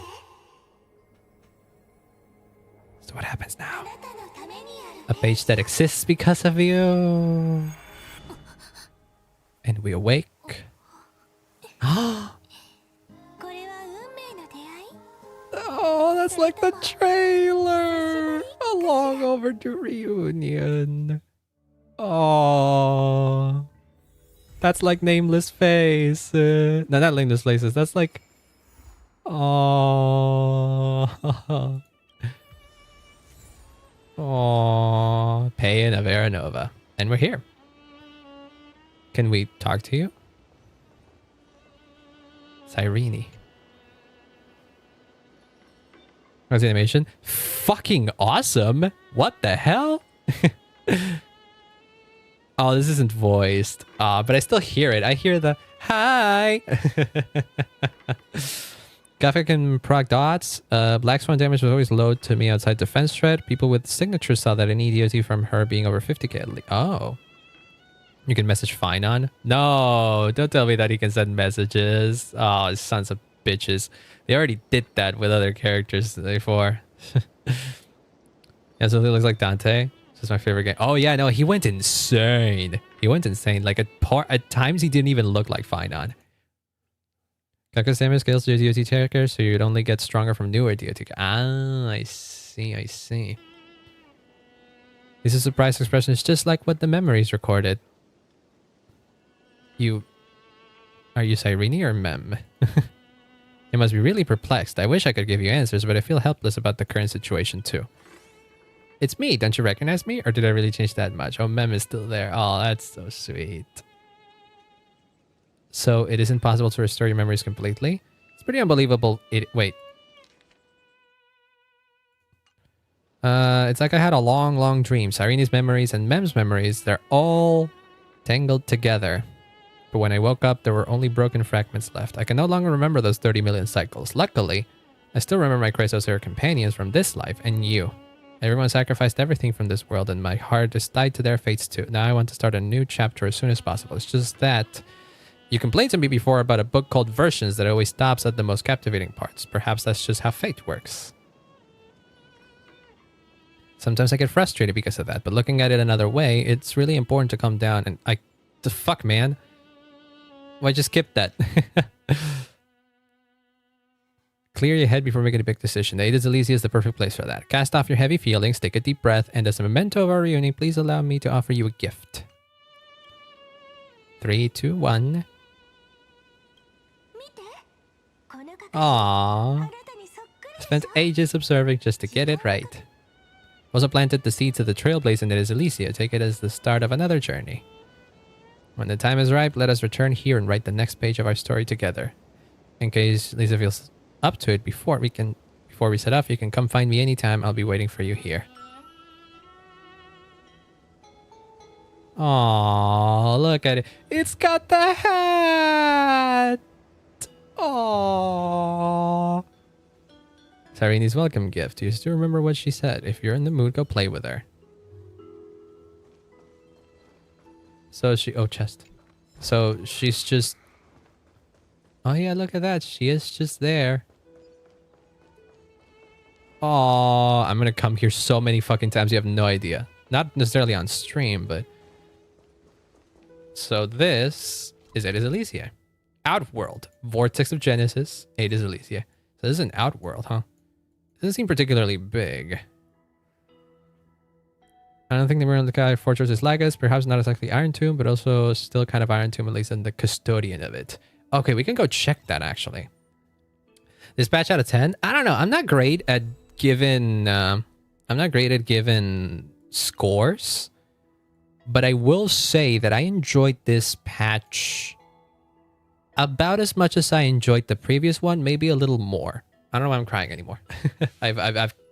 I've shed all the tears I needed to share. Where was it? Was it in the... When was it?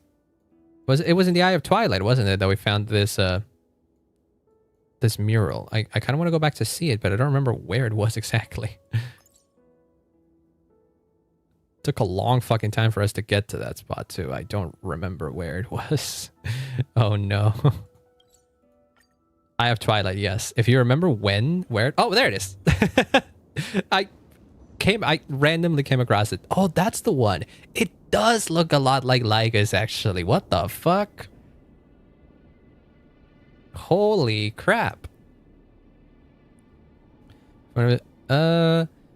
This one had the least annoying stuff to me because I guess it's the first segment of story after the stream so far. Yeah, that's the thing. I think the one thing that puts this patch's story above the previous ones, at least ever so slightly maybe, is the lack of fluff.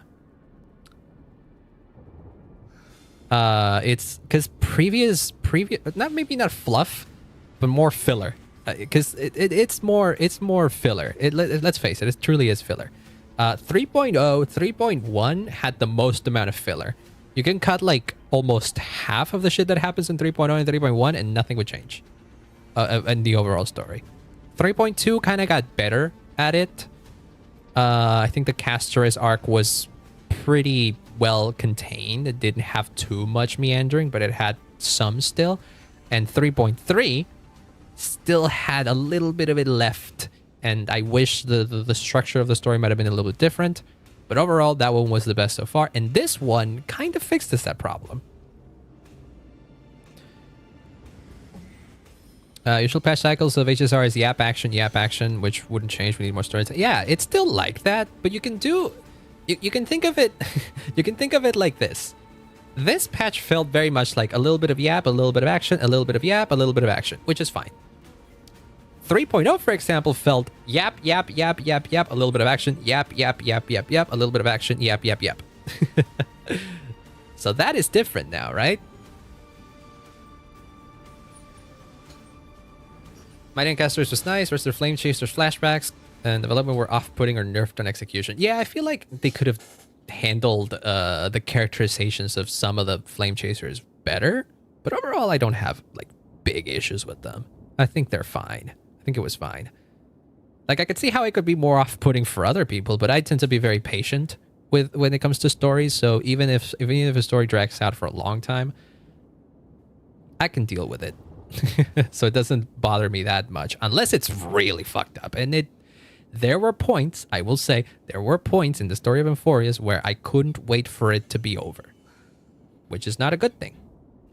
But it only happened a couple times, so I would say that it got incredibly bad. Trying to keep up with the timelines. Yeah, I think by simplifying the story in such a way that I do recognize that I praised it for being concise. I think by doing that, they also had to sacrifice a little bit of the understanding of it. Take the torch past over 30 million eons, embark on the final journey to Aranova. Yeah, I feel like if they went even further to try to properly explain everything that was going on, it would have been even more of a drag. So I'm glad that they stuck with what they did, even if the end result is kind of confusing. I think at the end of the day, I still understood generally what happened in the patch. So I'm not too mad, because I think that overall this would have been a lose-lose situation. There's a quest over here that I won't do now, but I will figure out later on. It's turned out like this too. Better go check the basin. Okay, I'll figure that out later.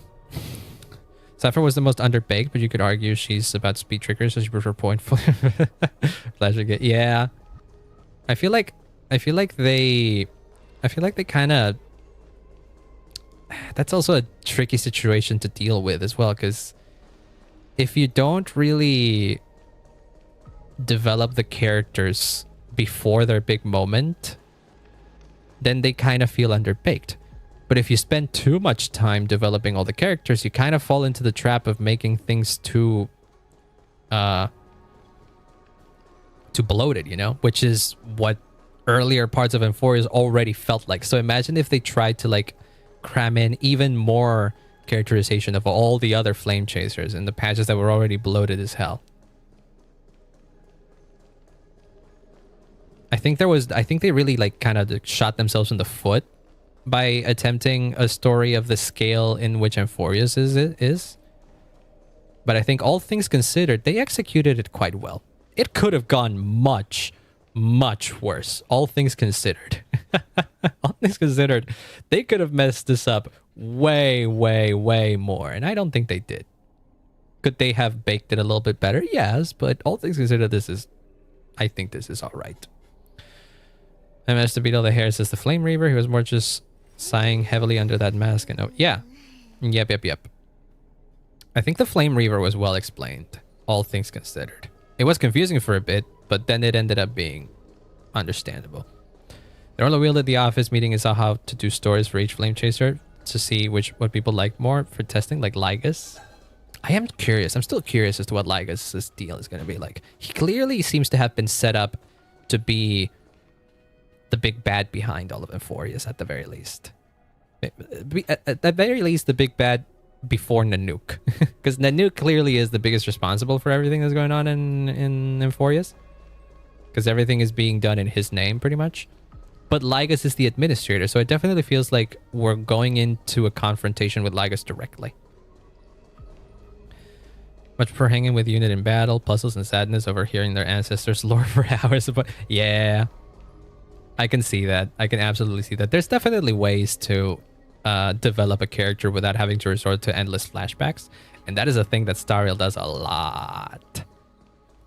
That I do understand. I don't particularly hate it when they do that. But again, not everyone takes stories differently, you know? So what works for some people might not work for others, and what bothers some people might not bother others, so that's the thing. It's gotta be Rupert III. He's so similar. Imagine if he is. That'd be so fucking sick. And if that is the case, I guess it would make sense as to why he would be seeking destruction. Because, like, whatever the fuck Rupert was doing, I believe he was also someone who followed the erudition, right? Interesting. Interesting proposition. Big thing will be Iron Tomb with how this batch ended. Phainon merged with Iron Tomb. Yeah. That's also true. That is also... Yeah, I completely forgot about that bit. Phainon apparently merged with Iron Tomb as I've written in the experiments here. If we go to the... here, Nakos. At the end of the dead loop, it attempted to destroy itself to destruction to create a logical vulnerability in the Whirlwind Path. It has now been merged by Iron Tomb. Interesting. That is interesting. Also, the icon here has changed. It's like distorted now. Also, hi, Azzy. Welcome on in. Hello. Hope you're having a wonderful day. I'm almost done with Sunday. Let's go. I'm almost done with him, too. I just need to give him to give him artifacts. Or relics, rather. I need to farm a bunch of the planner ornaments, because I have none of them. He's supposed to be using like the new one that just got added, but I haven't gotten any new pieces yet. So I've been saving up these things. See this ones. I have none of these things, but I've been saving up Immersifier, so I have 8 of them just waiting to be plopped into the fight where you get these. So I'll probably be doing this tomorrow or something. By the next time I stream Star Rail, he will be built. Phainon comes back. I want to game E1 S1. Well, I wish you good luck on that. I don't know when that'll be, but I wish you good luck. I don't go for characters eidolons, so. In the end, we need a buffed up Phainon to have his rematch with Nanook. Oh, I love to see that. I'd love to see that. I'd love to see. This is the closest we've ever gotten to a clash between Aeons in Star Rail so far, and I thought that was fucking sick. Follow the erudition, make the Deceptors, got killed twice by Polka, so hates her, and Lygus referenced it earlier. Yeah, wait, no, also, in As I've Written, I didn't know about that bit of him dying twice to Polka, but in the entries here, in his containment measures, Lygus specifically encrypted Amphorias in a way to prevent observations by Polka Kakamon. Holy shit, you might be cooking in here. You might be cooking in here, John. That's cool. That'd be sick as heck. So Robin is doing a reverse scarf. Phainon how corrupts the destruction involved scepter from the inside out. I feel like that would make a lot of sense. If he follows up on his promise of being the one to destroy destruction itself, it would make sense that he destroys Iron Tomb from within. Interesting, interesting, interesting.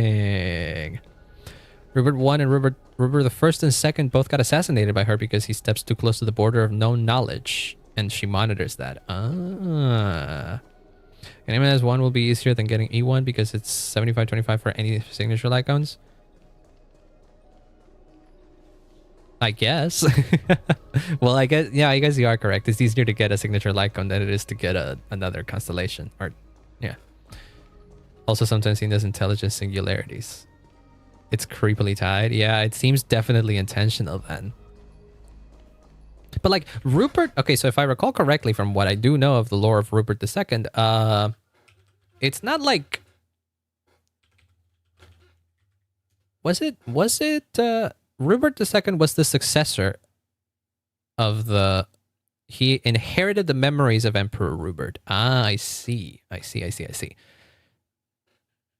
Rupert II greatest lesser, yeah, okay. And then Rupert first was a member of the Genius Society. Okay. Okay. I see. So Rupert II is a human that inherited the memories of Rupert I. So it could be that Rupert II left an Intellitron or something to inherit his own memories to become Rupert III. Yeah. The guy in the yellow pig sitting on the throne behind Lygus. Interesting. Rupert II was a human infected with memories. Yeah. Avoiding Polka's gaze. Well, good luck with that, I guess. Well, but either way, that's gonna be it for me here, guys. Because we finished the story. It's a good thing I could have started earlier to not have stream end at this point. I could have started earlier to end stream at like at 8, like I ended last time. But yeah. Let's see. Do I want to raid somebody? Kind of tired right now though. I could raid somebody. Who's going? Who's whoops. I didn't mean to clip that, but now I have a fucking empty clip on my back here. LaMayo. LOL. LaMayo even. First Rupert was a piece of AI that gained sentience.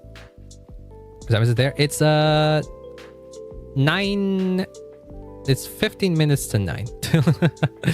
I don't know how to say it. It's 8:45. That's what it is. It's 8:45 p.m.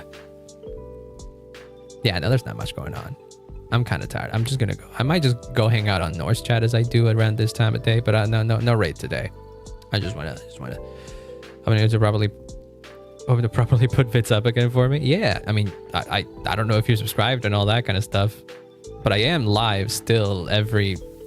I try to be live every Monday, Wednesday, Friday. I don't always just play Star Rail, that's the thing.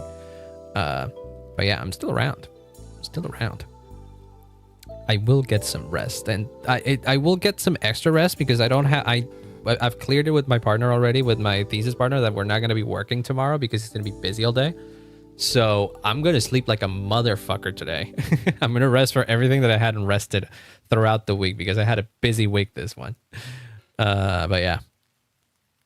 But this was fun. I really liked that quest. I really liked that quest. And technically speaking, I did finish it earlier than usual. It's just that I spent the last hour, almost 2 hours actually, just going over the lore. Because as I expected, this quest left me with a lot of questions. Yeah, no, I really liked it. I really liked it. I am very curious to see where it goes next. But clearly, it seems to be that we are back at the beginning of the loop. So the way in which Seridra and Hysolence come about is because we're back at the beginning, baby. We went all the way back to the beginning of the loop. And now there is no any loop whatsoever. So whatever story develops here is the final story of Emphoris, baby. So I'm excited to see what happens. Because now we're also gonna have the influence of fucking March and Dan Hunk, who are probably still gonna be around. So this has been fun, y'all. I'll be seeing you when I see you then. Probably on Monday, which I may be playing Uma Musume for the lols. I'm still unsure. I'll figure it out over the weekend. That being said, this has been fun, and I'll be seeing you when I see you then. Bye bye.